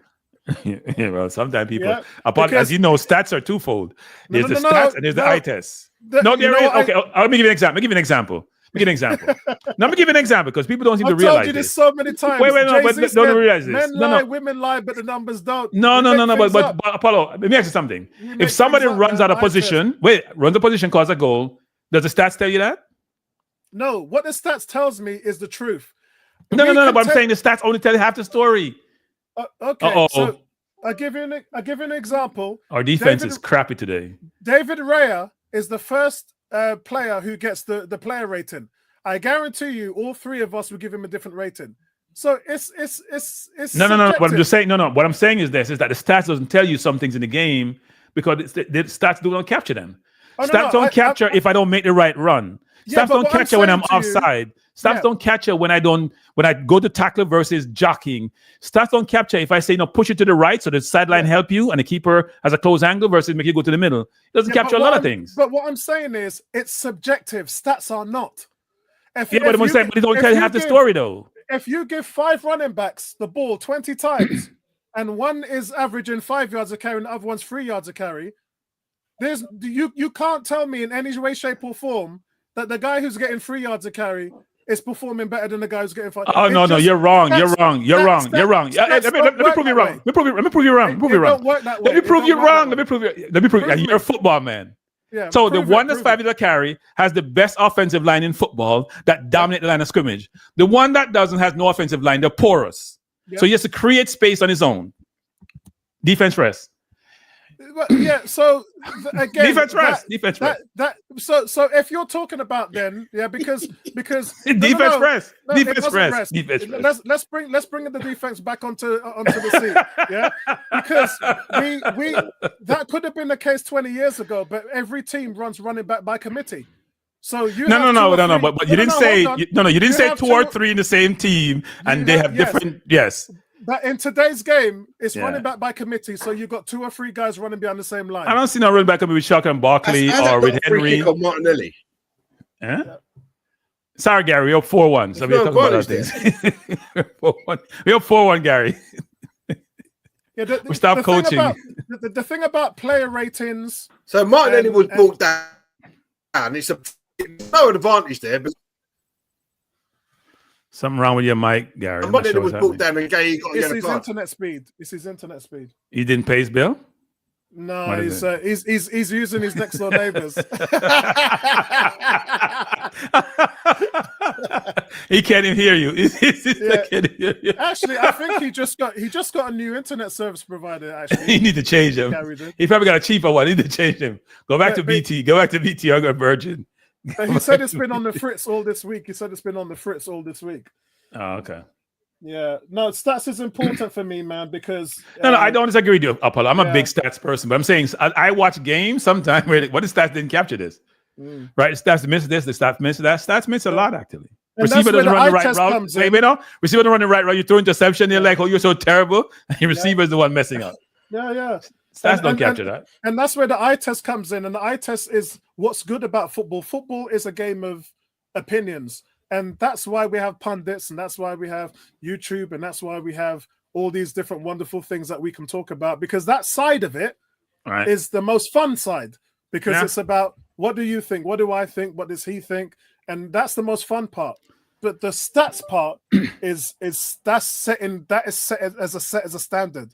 And what we take from that is so Arsenal now solid in their defense, and we can pull different categories, and then we can talk about what they're doing. Because the one thing about stats is, and this happens in basketball, American football, Premier League, is that you can always find something to work on, right? So if I'm a manager, Bertram, and I'm looking at somebody and I'm saying, look, you scored 2 goals today. Sorry, Apollo. Both Jesus and look like Trust are got each other's way in that. Sorry, Apollo. Keep going. You know, it's like you can always take something subjective out of somebody's game, which is why the coaches give them memory cards for things for them to work on. Because no matter how well you think you play, there's always something you can work on. Yeah. No, but Gary, I love that he's trying to play unselfish, Gary. Yeah. I love the fact that he's trying to cushion that header down the line. Because I didn't think he was clear. He had enough power to go to goal on that. By Declan Rice fully running 50-60 yards carrying the ball. That's Rice, man. And look, he was rested today, Gary.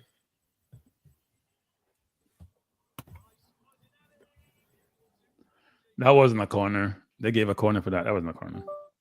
Yeah, I think that they were. Yeah, I just see it in slow motion to realize it wasn't a corner, though. So yeah, I think that they were behind the play. But I'm glad we scored 4 today. Oh, Cranky, it's an incredible result. I couldn't have told you we were going to score 4 goals today away from home. And the one that they scored was a worldie. It should be 4-0. No, it shouldn't be 4-0. It should be about 4-3. Yeah. Remember they missed the sitter that Mateta missed when Sarr put him in on goal. He has to score that, but he has no left foot. Missed a couple. Yeah, he had no left foot. With a couple of. Sarr missed one. He missed another one. Yeah. Shout out to Vincey in the house. Shout out to Andrew in the house. Andrew says, "Is Man City safe from relegation?" I think that no, they're not, because they've got their hearing in 2 weeks. I thought it was supposed to finish December 15th. Isn't they say that mid-December is supposed to be finished with all the testimonies and all that? Oh, no, yeah. Should be wrapping the case up. The sentencing is in January. Is there sentencing, or is that what the arbitration fine or whatever? No. Yeah, it's from what we're waiting. It's the key verdict. It's the key verdict. So the key verdict has to come first, and then the sentencing comes afterwards. So they have some real charges, right? People are saying they have real charges. I've looked at some of the charges. They have real charges. And this is the thing, Cranky.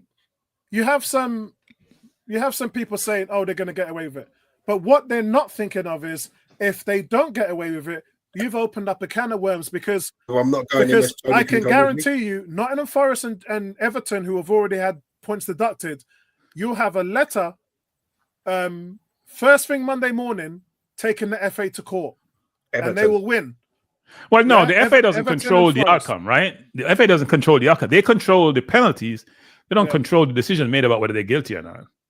So you can't sue them for that decision, but you can sue them for if they are found guilty and the charges are a certain level, why you haven't penalized them a certain. The penalty should be bad. The penalty should be bad. Yeah, because they've already set a precedent by deducting points from those two teams. So for the level of consistency, you're opening up a can of worms. If they let Man City get off with this, then the FA is. I think it should be a Juventus thing. They should be like a Juventus thing. They should be relegated. Yeah. And I think that will happen. If you give them a 50 points deduction, then that's relegation. They probably need to get relegated just to get themselves together and regroup. They need to get relegated. So. Where they're playing. Yeah, that's right. The only question for the other teams is, well, what happened to all those other years when they won championship? They did help them to gain those championships, and will people take it and say, you know what, we're going to run with it and sue for whatever? Yeah. All the relegated teams, all the other teams. What does that entail? Andrew says statistics capture outcomes. They do not measure journey involved. I 100% disagree. I tell you one thing. When I went to Arsenal and I went even if they're stripped of all the stuff they won. Hold on. Spurs still don't win nothing. Great. If you saw the metrics room at Arsenal, you would not believe it, mate. Every facet in regards to kilometers run, tackles, sprints, everything is put up there, and it's all highlighted for the player. Without these statistics, managers cannot do their job. Coaches cannot do their job. Everything is revolved around metrics and statistics. And so it doesn't capture the outcome, Andrew. It is the bare foundation of sports metrics as well. It does capture outcome, but I don't agree that it doesn't capture part of the journey. You cannot prepare your team without it. You just cannot. There is no. No, you can prepare your team without. You can prepare your team without it. No, it doesn't work that way, Bertram. It doesn't. Apollo. A man of your back up. Apollo. A man of your age should never say that. No, my nephew can say that at 22. I don't know what you're talking about. Because okay, so Apollo. 30 years ago, did we have statistics that we do today? 30 years ago, did we have statistics that we use to do everything that we do today? No, we didn't. But we had football, and we had outcomes, right? No, but we prepared our teams, right? Today. No. Back up, Apollo. Do we prepare our teams? No. Apollo, go back. Did we prepare our teams then? 30 years comment makes no sense because we used telemetry 20 years ago. 20 years ago. 90s, when Alex Ferguson's time. We weren't using telemetry in the way we're using it now. Everything is done on metrics. Everything is computerized. Everything, Bertram. Everything. Apollo, you're talking to somebody who knows this. I'm not saying no. What I'm saying, you're saying we couldn't prepare our teams without it. We lived before we had technology. We lived before we had technology. So we lived before we had industrial society. We actually lived, I don't think people realize that we actually lived before now, We live before now. If you do what Cranky is saying, if you go into a game without metrics, stats, and preparation, you offside. I'll take the 82 Brazil team and play any team today and still do well. Because the other team will outcoach you. No, I'll take a lot of Brazil team way back when. I'll take the 82 Brazil team. I'll take the 94 Brazil team. I'll take the those 2000. Teams won't compete in today's market. Sorry. They would compete. No, they would compete. They won't. Oh, come on, Apollo. It's so technical right now. 1% fine margins. You will get exploited with the smallest thing that you wouldn't believe. I cannot believe you're saying that, Apollo. Yeah, because I know, I see it, I live it. Yeah, when I walked into that metrics room, Andrew. Look at Andrew's coming. Andrew, you need to say, hey, no, Andrew, you need the statistics, Andrew. Hey, Andrew, your love life is not working well. You're missing statistics. Look at Andrew's coming. Yeah, and this is the thing. Yeah, I won't push back. If you're missing, Andrew, if your missus is taking statistics, something's wrong, bro. The thing is, I won't push back on too much. Do you know why? Because the average fan has no understanding or visual understanding of what these teams actually do behind the scenes. You don't. So it's easy for you guys to come on here and say, no, stats don't mean nothing, metrics don't mean nothing. No, Apollo, no one said that. No, Apollo, don't misquote us. No one said that. What we said was that you're saying if stats is everything, and I'm saying stats is part of the whole equation. It's not everything. I didn't say that. I said there's a level of eye test needed, and both of them work in synergy. Okay. Yeah. Okay. But the most important thing in sports right now is technology. I was going to say, I think they're and metrics. Every sports. Yeah. If you see how these guys train, how they study, how the physical treatment, the cryotherapy, everything that goes into sport now. We're not talking about 1980 and 1990s. It's a different world we live in now. Everything is computer analyzed to the most utmost optimal levels and efficiency. Yeah. It ain't what you think it is. They don't just run past the white line on the pitch and run around and score goals and defend. And that ain't how the game's played. Everything. This is the reason why I said to you guys, when you said start Wanyeri, I said that can't happen, because if it's a World Cup winner and Declan Rice, who's been one of the best midfielders in the league over the last 4 years, if they come in and say, oh man, this system is going to take me a while to get this down. How do you think a 17-year-old is going to apply himself in that regard? But is the system about stats or the system about style of play and what required in each phases and moments of the game? Is it really about stats, or is it style of play, what you require in each phase, what you require in moments of the game, all these other things? I'm not sure it's about just stats per se. Stats is a component. No, it's stats inform what you do. System and tactics are two different things, right? And it's all how those things apply into the philosophy. That's what he's not going to get down. At the moment, in this point in time, Declan Rice and Moreno, who are veterans, have openly said that they're struggling to get this down. It's going to take them time. Okay. So what have we won with this great system so far? So when I hear people what have we won with this great system that we're talking about? What have we won? When I hear people say Wanyeri should be starting, what are you talking about? The guy, he doesn't understand the comprehension of the philosophies yet. He's still trying to get it down. It's going to take him a while. For that reason, you're seeing the ebbs and flows of him getting these minutes, and that's the right thing to do. But the one person that has been fast-tracked is Lewis Skelly. And you look, Lewis Skelly has been phenomenal. 17 years old. But I'll tell you something, he's going to have his off days. Yeah, but it's a forced fast track, isn't it? Yeah, it is. It is. Because Califiori and Zinchenko is always injured or out, so he probably has little or no choice. And Tierney's always injured. Yeah, and injuries will do that. You can't trust Zinchenko, can you? Injuries will do that. Sometimes you throw them in without a life jacket and they get a single. That's why I think you should have thrown Nwaneri in when he played Trossard in the 10. I think Trossard was a waste in the 10. Yeah. Waste in the 10. He can't play 10. Yeah. I think Havertz was a waste in the 10.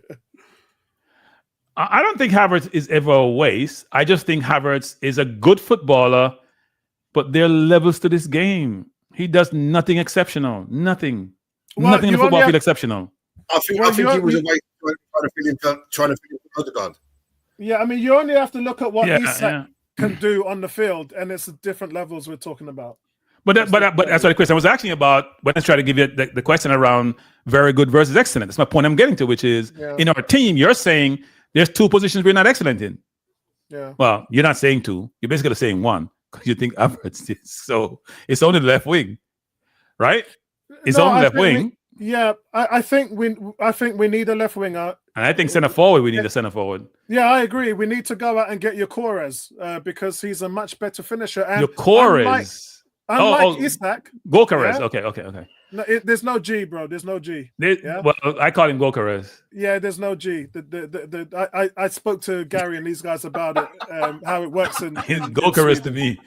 Any other name don't make any sense. Yeah, it's Gyökeres. Are you going to silent the first letter in the man's name? Because that's what they do in Sweden. We just call him Victor. Don't worry. Yeah. Okay, good. Okay, let's say Victor. Let's Victor. The V is pronounced. It's prominent. So there are levels to it, and we talked about the Alexander Isak issue. Number one, his injuries. He's injury prone. Number two, he doesn't defend. And when you look at someone like Gyökeres will get back and tackle. He'll get back. We shouldn't say that, Apollo. You know why we shouldn't say that about defending? No, I'm just telling you but I'm telling you this. Before Grealish went to Man City, he never defended. Yeah. The system forced you to defend. Otherwise, you don't play. Yeah, Grealish I can't talk about because he plays central midfielder and made his name, and he's been a winger, and he's been playing that position for 4 years, the poor boy, and he's been useless, man. Calafiori is down. He just come back, man. He's down. He must have got hit in the face or something. Yeah, these injuries are killing us, man. No, it does. It looked like he got hit in the face by Klein. It may not be. Let me see what happened. No, he stepped on his ankle. Yeah. Yellow card anyway.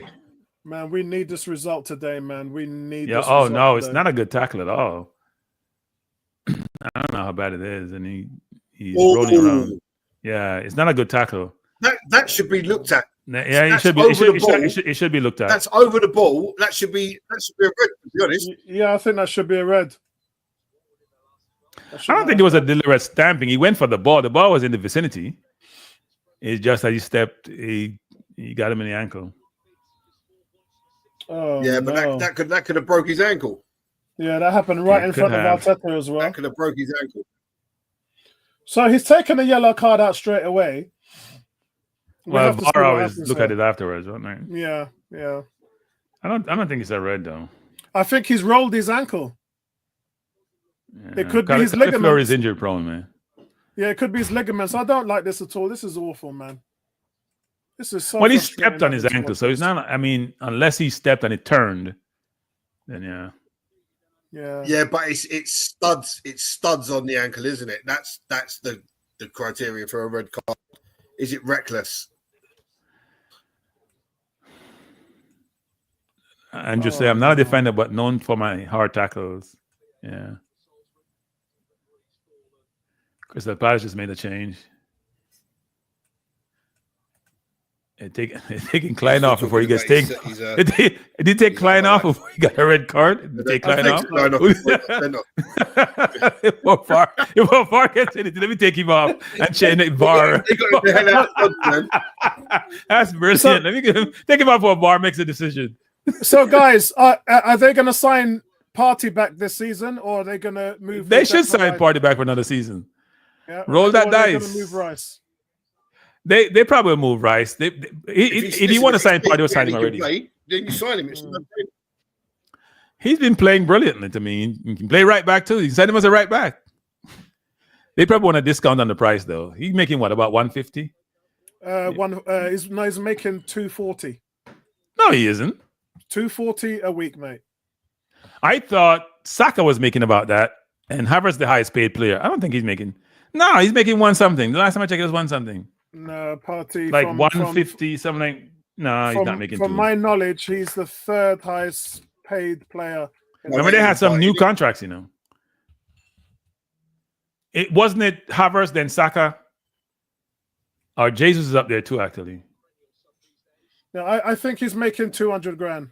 I think he's making 200 grand a week.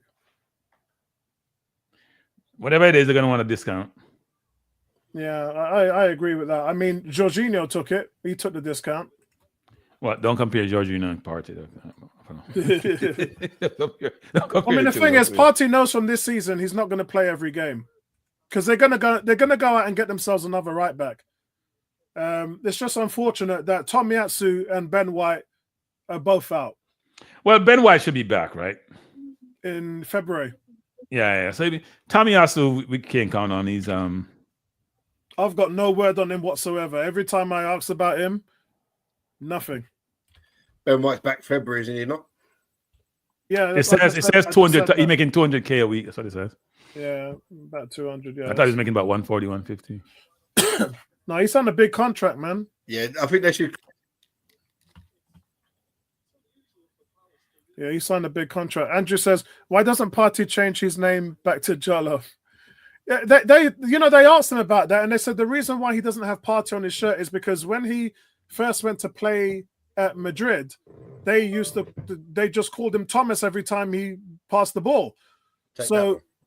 And normally footballers call you by your surname when you're passing the ball. And so he decided to just keep Thomas on there. He didn't want to change it. He must getting some good tackles, Calafiore, with everything. So wouldn't be as a good game to make another change, Arteta, like at the 80th minute, take off Trossard and put on the Nwaneris and get more time. He was poor the other day on Wednesday. It's not a good time. You're up 4-1. Yeah, I to be honest, I mean his game management. I'd have voted. Actually, no, because they're not playing till Friday, so they've got a week. Yeah, no, but you want to give other people a chance to play, especially the ones you know you're going to need at some point in the season. Oh, good pass by Martinelli. Has Odegaard scored a goal this season yet? Yeah, he scored a goal. Yeah, it was a penalty. He's been missing poorly, boy. Oh, awful. He gets chance after chance, and he doesn't come close to scoring. He could have had 4 or 5 goals in the last week, Cranky. Yeah, he's not good for him. And Rice with a brilliant goal. 5-1 Arsenal. Oh my God, this has been so Arteta, you can make a change now, Arteta. It's okay. You're up 5 now. You can make a change. Give somebody a little run so they can feel good about themselves. Yeah, this is who have we got? Who have we got? Nwaneri on the bench. You have a bunch of defenders. We don't have too many forwards on the bench because you got Tierney, you got Nwaneri, you got Kivior, Jorginho, Moreno. Well, maybe I wouldn't put on Moreno. I would put on Nwaneri. If I'm that seasoned, I don't want 5 minutes. Nwaneri on for Odegaard, wouldn't you? You don't need to do anything else. Yeah. Or bring Marino on for Partey. What a result, guys! Who thought? You don't need him on the pitch now. Who woke up this morning and thought we were going to win 5-1? I thought we'd win. I don't know if it would be 5, but I thought we'd win. Yeah. But this is a better Palestine than we played at the Emirates, actually. Oh, of course. But remember, Cranky, we didn't start a full Arsenal team at the Emirates. No, I agree. But I'm just saying they didn't exactly, which suggests to me. So this team played better against a better team. Apollo, exactly. They played better against a better team, even though they're getting 5. Yeah. You were saying, Gary? What was Gary saying? Yeah, I'll tell you another thing that I've noticed, and I was taking the point up when me and Tony done the stream the other day, that Martinelli also looks like... Can you hear me? Yeah. Hello? Anybody there? It's me bowing my head. Oh, you can't see me. Yeah, I was saying that it looks like Martinelli's also been told to play in between the goalposts. It always seems to be in the right spot where he wasn't previously. If you understand. Or is it how we balance? Because he doesn't do it on the left side, he does it on the right side, doesn't he? So today, if you know on the right side, he's been in what you're talking about today on the right side. Does he do it on the left side though? No, he actually done it. I didn't hear that, Gary. Yes, he does. I noticed it the other day. Like that's where he scored his goal. I think it was in the Champions League, wasn't it? Because he was playing in the width of the post. Normally, if the post is there, Martinelli would be the other side of it.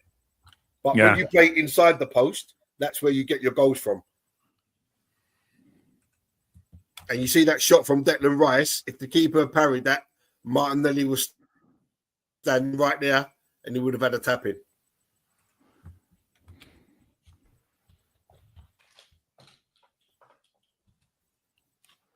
So we've got Cam saying Jesus is important to our game for our ability. Now everyone's chiming in now. Everyone's an expert now saying I told you so. For our ability to control teams, we just need to have that directness we've shown against. Hey, where were all these people? So here's my view on that. I've said this for a while. No, here's my view on that. I'm not talking about Jesus. We need somebody dynamic up front. As I've always said this. Not about Jesus. It's not Jesus thing. Dynamic. Havertz to me never did it.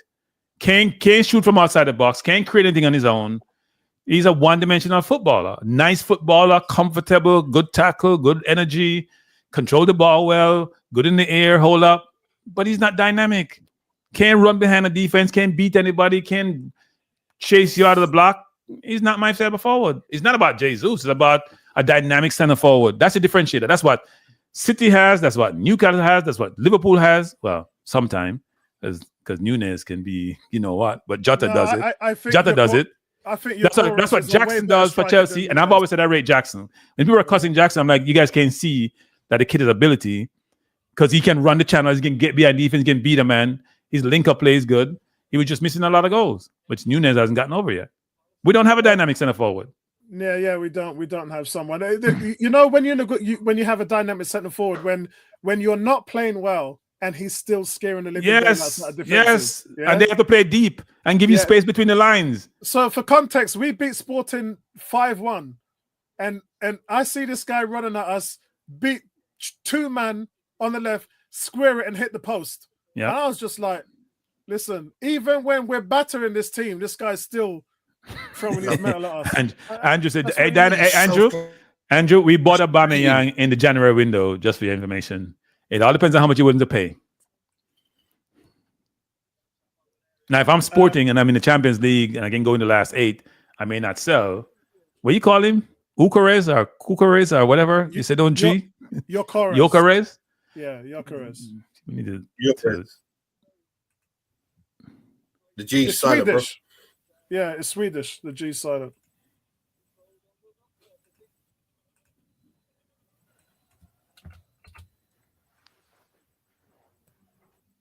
I think you got to get one of the two victors. Yeah, what's going on with Ossiham? He went for 55. He went for 55 million, and he's saying he wants to leave. Who? Victor Ossiham. I thought he was on loan. I thought he was on loan, actually. I didn't think I thought he was on loan in Turkey. I can't see him staying at Galatasaray. Yeah. No, that's not going to happen. But we'll see what happened in the summer. Yeah, you're right. He is on loan, and PSG won him. Well, they want him now. Is at reduced rate. They didn't want him before. Okay, so PSG has made contact with him already, and they won him in January. Well, remember Inter won about 100 plus for him, 120 in that range, and. But we've never been interested in him because he doesn't defend. He doesn't fit the style that we play, right? He doesn't defend. If you telling me, we all know Mikel Arteta, right? If you're not willing to press and tackle, and there's only one party. Look at that move a while ago. There's only one party. He just make it look so simple. And you know the thing about this, Cranky, he's 30, and he can carry on playing like this for the next 2 or 3 years. He doesn't need the way he's playing. He don't need pace because he's so good. He's so good at what he's doing. I mean, brilliant cross by Martinelli. That's ridiculous. The thing that Partey does really well, people don't realize, is that even when he doesn't have speed anymore, he stretches Apollo. He stretches and toes the ball off the man with the ball a lot of times, right? Yeah. You can't press him. So you see that what I was just saying about Martinelli, right? If Trossard would have been playing in the width there, it's a header on goal. It was a very good cross, by the way. Very good cross. Very good cross, Gary. Gary, your internet is on a time warp thing. It's slow. It's like on a minute afterwards. You've got to play Martinelli on the right wing. He's useless on the left. Gary's probably right about that, He looks really good on the right. Now, we could say it's Crystal Palace, but I tell you, Saka's injury may be a good thing. That may sound strange, but I'm telling you, it may be a good thing. We can find out what we really have on the right. Because he's playing on his foot. Yeah. He's also playing beside Odegaard, who's giving him balls behind the defense in good position, at the right pace, right speed, right? Oh, yeah, he's opening them up. He's opening them up. Yeah.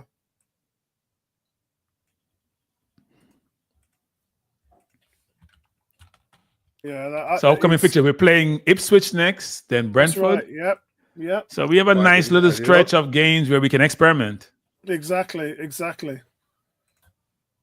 Chelsea's fixtures look so easy, man. They make it look easy because they win the other games. They make it look easy. But all right. So Chelsea have Everton, and then they have they've got Everton, Fulham. Fulham's not easy. Fulham is not easy to anybody. Yeah, Fulham is. They got easy. Ipswich away, and they've got Palace, and then they have. What's Liverpool's schedule? That's the one we need to know. Chelsea gonna be. I pick Chelsea for top four. Probably going to win the next 5 games. Yeah, I pick them for top 4. They are going to be really good. They have a lot of good players in a lot of good players. Defensively, they're a little bit challenged, but they have a lot of good players. So Liverpool have they've got Tottenham Sunday, home to Leicester, away to West Ham, home to Man United, and then away at Forest, who already beat them 1-0 at Anfield. Well, it all depends on who Amarin plays in the Man U team, because the team that played the last 50 minutes against Spurs was a decent team. Yeah. The one before that was a nightmare. Yeah. All depends on who you decide to play, because it looks like he's experimenting. It's a good window. So Arsenal basically tying this one up now, guys, so we can talk a little bit about the fight. Who are you going for tonight, Cranky? I'm going for the big man, Fury. I think he could have won the last. I don't think he was fit the last fight, and I think he could have won the last fight. He had Usyk in trouble, and then he just collapsed. Basically, I think he's out of shape. I don't think he trained as well as he probably should. Yeah, I think he's put on. It's the heaviest he's ever been. I think he wants to bully him. He wants to bully him. 280 pounds. 280 pounds. Yeah, he wants to bully him. You probably shouldn't even run after him. Just stay there in front of him and let him try to reach you. Yeah. So that's 18 stones, 10 pounds. 18 stone, 10 pounds. That's crazy. He's four stone heavier than Usyk, isn't he? He wants to bully him. He's going to bully him. That's 262 pounds in your American. That's a lot of weight, you know. That's a big man. And he's about 6'4". It's not like he's 7 foot tall. He's what, 6'4", 6'5"?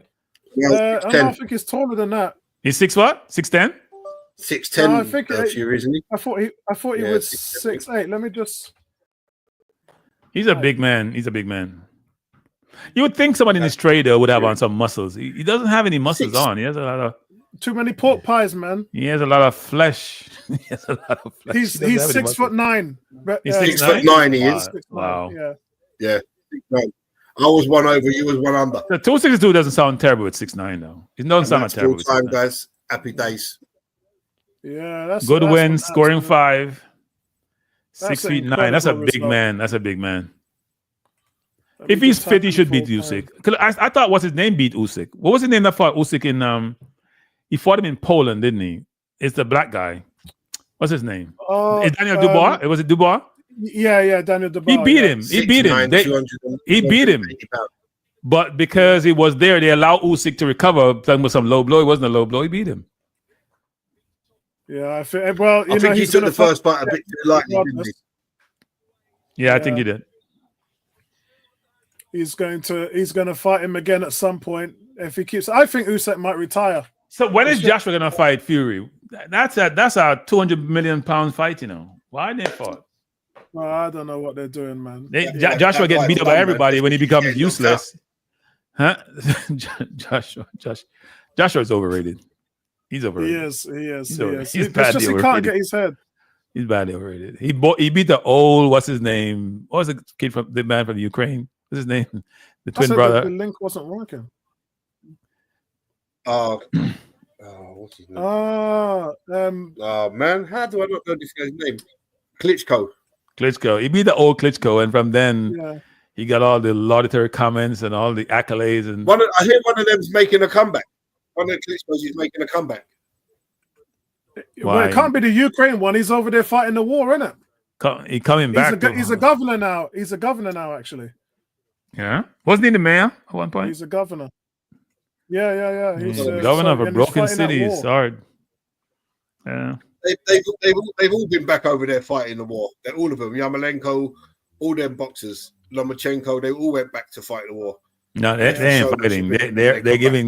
They're giving people good spirit. They're not fighting because I don't hear them on the front line. Because the problem you have with the war is that we get the Russian death toll, we don't get the Ukrainian death toll. Which we're using propaganda media to talk about the war, and Ukrainians are dying as much as the Russians are dying. Yeah, that's why I don't. When it comes to the war, I watch First Post, so I can get an objective view of what's going on over there. A friend of mine texted me and said, "Who said we cannot score from open play? Fine, we scored today." And did we score against Everton? I didn't hear him say that when we played Everton, though. I didn't see him say that for Everton. It's funny though, because like I said, the 2 Champions League games we scored 8 goals and only 1 was a set piece. There's only they're not English team knowing how to play us. I don't know what Crystal Palace was doing today. They were trying to play football. They didn't do what Everton does, just play low block and then try to counter. And that's what I'm saying. When you talk about things like revenge game, then what you're doing is you're up in the ante there. You're really up in the ante in terms of. I'd better type out the player ratings here. All right, Apple, I gotta leave you. I gotta take my niece to the airport. Yeah, no problem, man. No problem. Hey, Gary, good seeing you. We'll catch up soon. Yeah, Gary, we'll see you. Peace out. See you later. Nice one, Cranky. All right, man. Andrew says apparently if you want to bang hard, inches are important. Yeah, well, yeah, we know how that works out. Guys, stick around. I'm doing the player ratings, and we can take a look and break down the analytics of what happened in today's game. Overall, I have to say, an incredible result. An absolute incredible result. Where were these goals when we played Everton? And with all due respect for Everton, I thought defensively they were really, really good. But Arsenal, away from home, did not disappoint, guys. Did not drop points.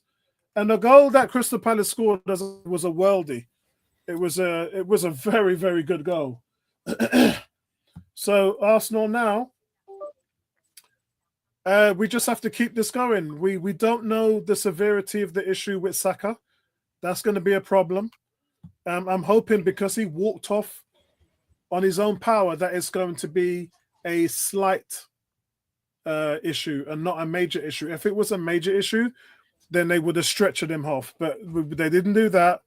So I think with all that being said, I think that the Saka issue might not be as severe as we think it is, and it could be a precaution, but we'll have to wait and see what happens. But Jesus, man, brilliant stuff for Jesus. Could have had a hat-trick as well. Gary, what's your thoughts overall with the game? The chance he actually missed. The chance he actually missed for his hat-trick upon was easier than the one that the 2 that he put away. Yeah, for real. Alice. I'm just doing the player rating now. Yeah, what's your thoughts overall? I thought we was good going forward in the first half. A little bit sloppy at the back at times. Caused ourselves some problems. Scored 3 very good goals. I think Real was a bit unsighted as for their goal, and again, it's that. And I keep saying it, but it's just that small keeper syndrome, innit, where he just hasn't got the reach at full stretch. For shots that are placed like that, he's always gonna struggle a little bit. Second half, we come out, we went over their little 10-minute period, and then we just took over the game, full domination. Scored another 2 good goals. Could have had a couple more. I thought Martinelli was really good on the right. Partey was just sublime in midfield, and even when he went to into a little right back slot, I thought he was good. I thought Declan Rice come on and carried the ball downfield, scored a good goal. Jesus gets another 2, so not much you can really complain about.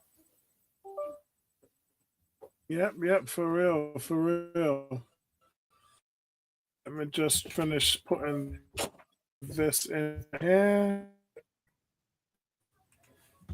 Can't really give Saka anything more than that. Yeah, so it looks like it's going to. Martinelli played better today. Teta.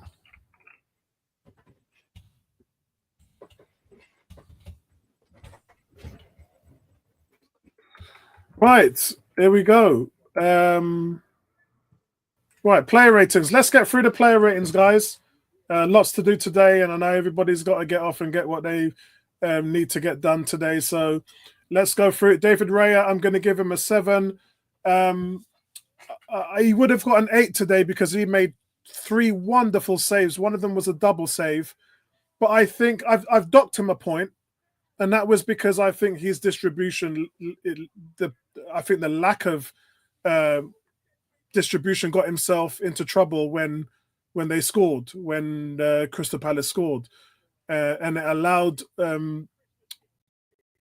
Palace to obviously get a foothold on the game. But outside of that, he was called into action plenty of times, and he delivered and turned up for Arsenal. Some fantastic saves, man. Urian Timber, I'm going to give a 7.5. Again, always looks composed, so good in possession, worked his way and got forward really, really well. He's proved himself reliable in that regard on the flanks. And I think when all is said and done, I think it's going to be very difficult to find a right back in the Premier League performing at a higher level than he has. Are we seeing another Lauren? Are we seeing another Bakary Sagna where Arsenal are locked down the best right back in the Premier League? I think so. I definitely think so. Centre backs, guys, I'm going to give Gabriel a 7. He would have got a 6, but I think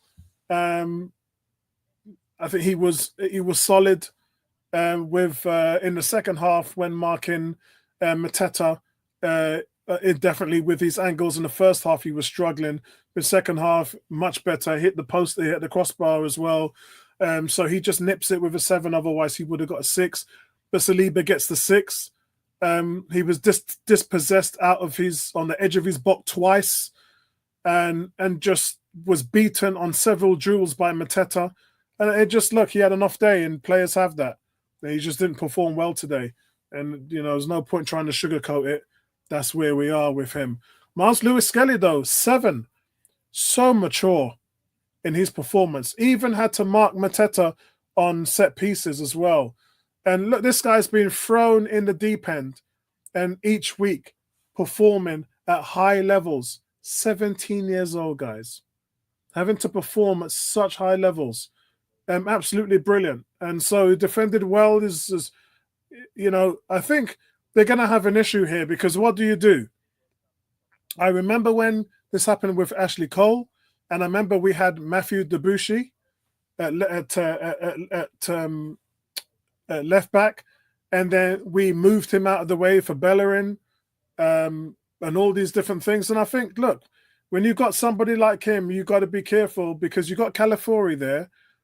And so I think you still go with him. He's your big price summer, and he's obviously a better player.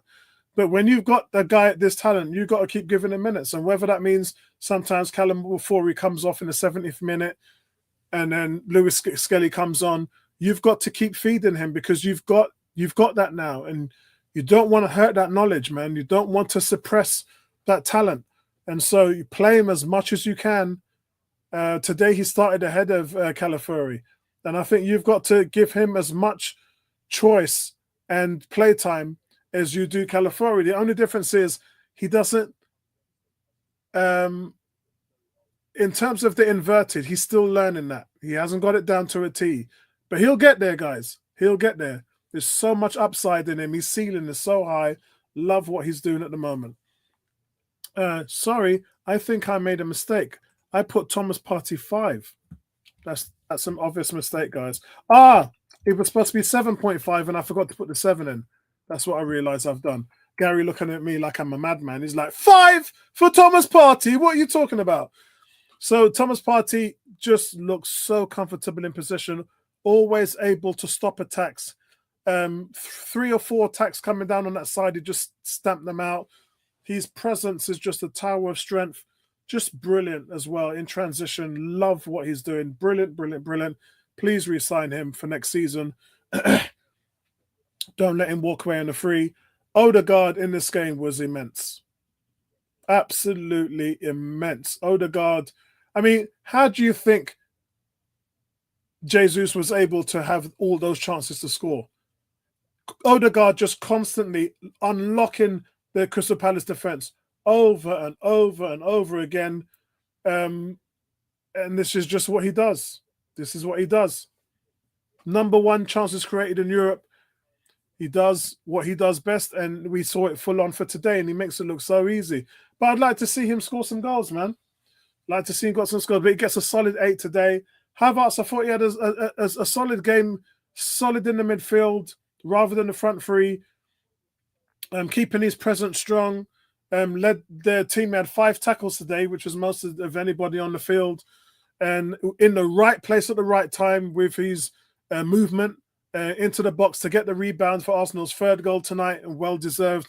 Strong performance from Havertz tonight. Saka, I'm only going to give him a 6 because he got off injured.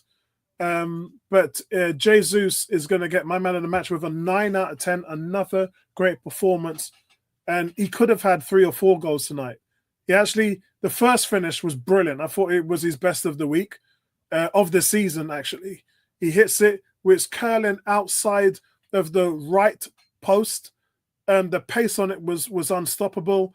Goalie didn't stand a chance. And Palace couldn't handle him.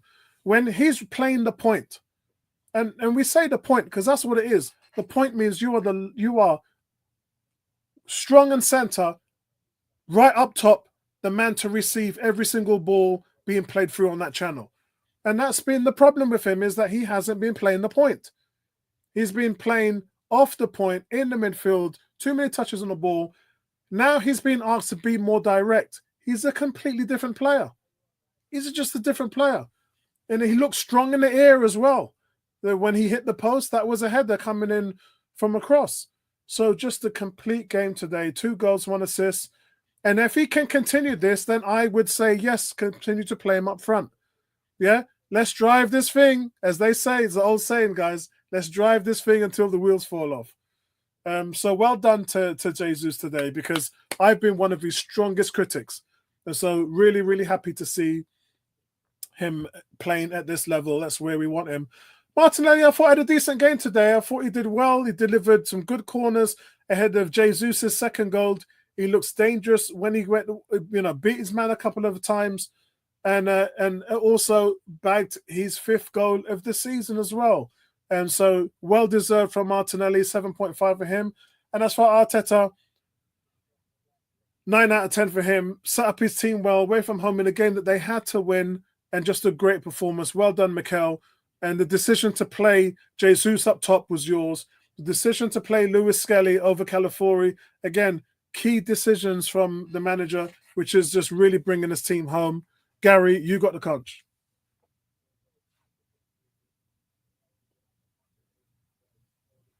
You're on mute. Yeah. Yes. So, David Raya. I'm going to give David Raya an 8.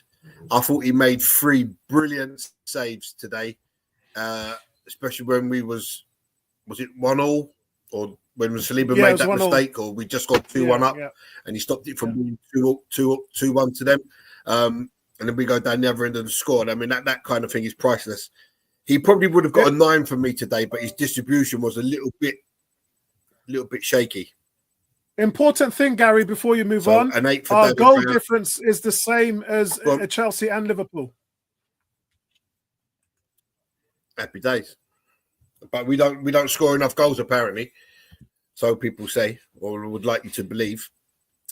Jurriën Timber. I thought he was solid today without really being overly impressive. He's very good against the press. He uses the ball really well.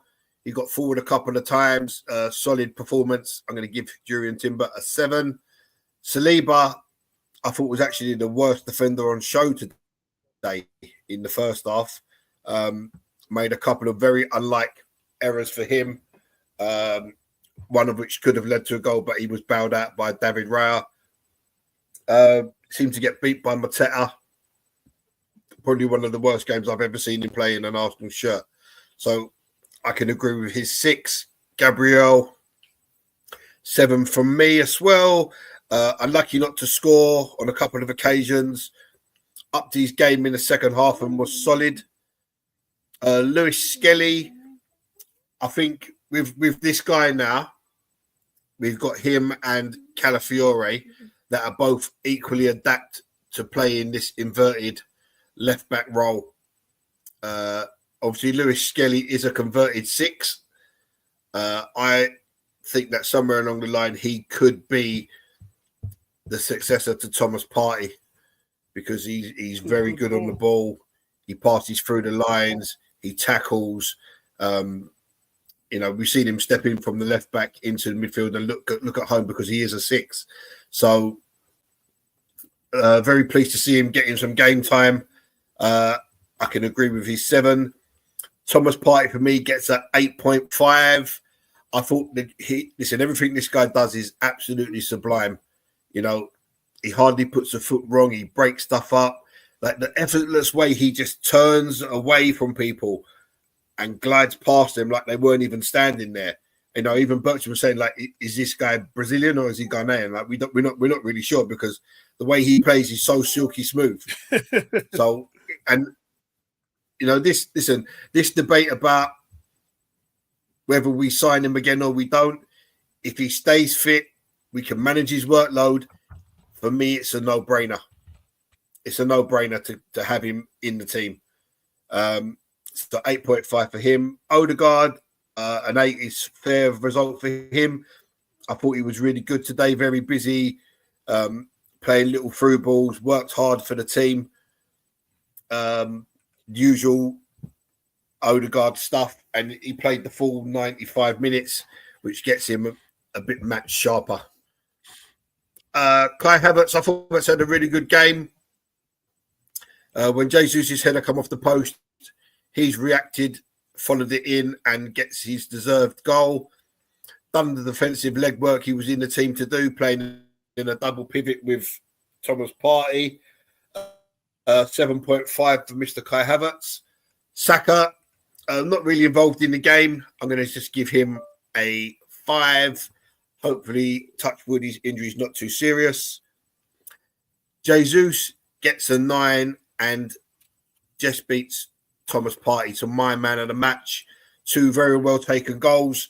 Should have had another hat-trick. A very good header that hit the post, which allowed Havertz to tap in the rebound. And then he misses the easiest chance of all, just when we think Jesus is back and he's scoring for fun. The old Jesus got out of him for that split second, and he hits a shot straight at the keeper where he should have really buried it and had back-to-back hat-tricks. But glad to see him scoring goals and not overplaying. Martinelli. I thought Martinelli was, in the first half, he was just poor. Second half, when he got switched to the right, he already done enough in 10 minutes playing on the right to suggest that he should be playing on the right because he doesn't use his left foot well. He goes down the right, he takes his guy on, he crosses, and that's how the second goal comes about for Jesus, made by Martinelli on the right wing. Yes, his defensive work is good, but we need an end product from him going forward.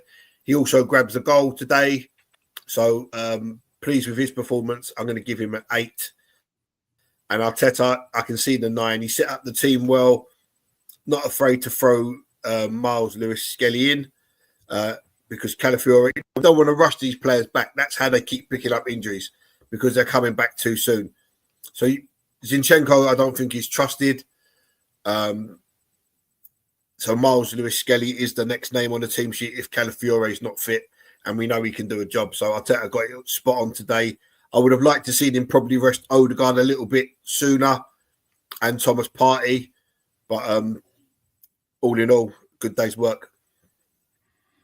Yeah, and the most important thing is we've got some big games this weekend with Chelsea and Liverpool playing away to Tottenham as well. So Arsenal really put themselves in a position where they can start to claw back against these two. Now it's up to them to try and outrun us or while we're in the chase. So I don't actually mind us being in this situation, in this position. So I'm quite happy for us. We're not looking back. We're in third place and we're really now set up for the chase. And we've got a plethora of games now that we've got to win to keep piling the pressure on these teams. It's not a big as gap as what we think it is, although Liverpool's got 2 games in hand. So we've just got to hope that Chelsea and Liverpool throughout here start dropping points, and we move past the calendar year, which means the games are going to start to get tougher for them, and they're going to have to play each other as well, take points off each other. But Arsenal have to put the run together, the kind of run that we put together at the beginning of 2024, when we went 4 months from January to April, only let 4 goals in.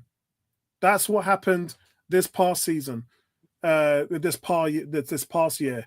We need to get back to that, but the injuries are a big issue, guys. So we got to wait to see what happens with Saka. So overall, Arsenal win today, a fantastic result. Let's get the banner back up in full time. And they come away. It was a tricky one for me. It's always tough to win here. It's the first time Crystal Palace have let 5 goals in since 1994. That's 30 years. It's the first time since they've let in 5 goals at home. So it wasn't a complete performance because we let a goal in, but everybody was clicking. Jesus, Havertz, Martinelli, Rice played well, Partey, Raya. I mean, it was a complete performance. It was a performance we need. And now we're 3 points behind Liverpool. It's game on. It's game on, guys. Gary, final thoughts from you? Yeah, let's hope this is a start of a very good run where we're whacking teams for fun, like we did when we come back from Dubai last year. It's up to us to keep putting the pressure on the teams that are above us and hope that we foul. Obviously, we've still got to play Liverpool and Chelsea. So, all we can do is win our games and hopefully they drop points and we can take advantage. But if we put ourselves in a position, I think January is going to be important because we've really got to go out and get a couple of bodies in that are going to help us, whether it's a loan deal or a purchase. But we can't afford to leave the squad short because, as we've seen, injuries and suspensions can come around at any time. Yeah, that's that. And the thing is, when we get to this part of the year, you normally see when teams pull the trigger, that some changes are made, ins and outs. I remember when Lacazette and Aubameyang came in, we actually sold Walcott and Giroud at that point. So, there's balancing act because they only allowed 25 players. And I think in this respect, what Arsenal won't do is they won't buy anyone in conjunction to where, say, for instance, Tomiyasu and Ben White are going to be back. Because you go out there and buy a right back, and then Ben White comes back in 6 weeks, then the right back ain't going to play. So I think you don't, the first option is going to be loan, because when you're suffering with injuries, spending tens of millions to have someone on the team that's going to be superseded by a guy who's injured just doesn't make sense. So the first forte is going to be let's get a loan. And outside of that, just try to see what's happening on the striker front. Sporting, I don't know where Sporting was second place in the Champions League. Let's just have a look at Champions League table at the moment now. I know they're dropping, here we go, Champions League table. I know Sporting are dropping down the league terribly, and there's no more dropping down to the Europa Cup anymore. That's gone. So when you're at the Champions League now, you're out. So they've dropped from second place to 17th. So Sporting Lisbon might think to themselves, yeah, okay, if a 70 million comes on the table, we'll sell. The problem with that is he'll be cup tied in the Champions League because he's already played for Sporting. But we'll be it doesn't exist. In the Champions League. doesn't exist in the Champions League. If you move clubs, okay. Me and Tony have already discussed this.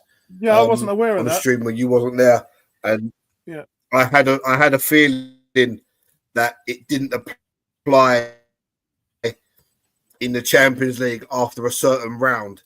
And if memory serves me correctly, Tony went and done his bit of research, and they've even changed that rule.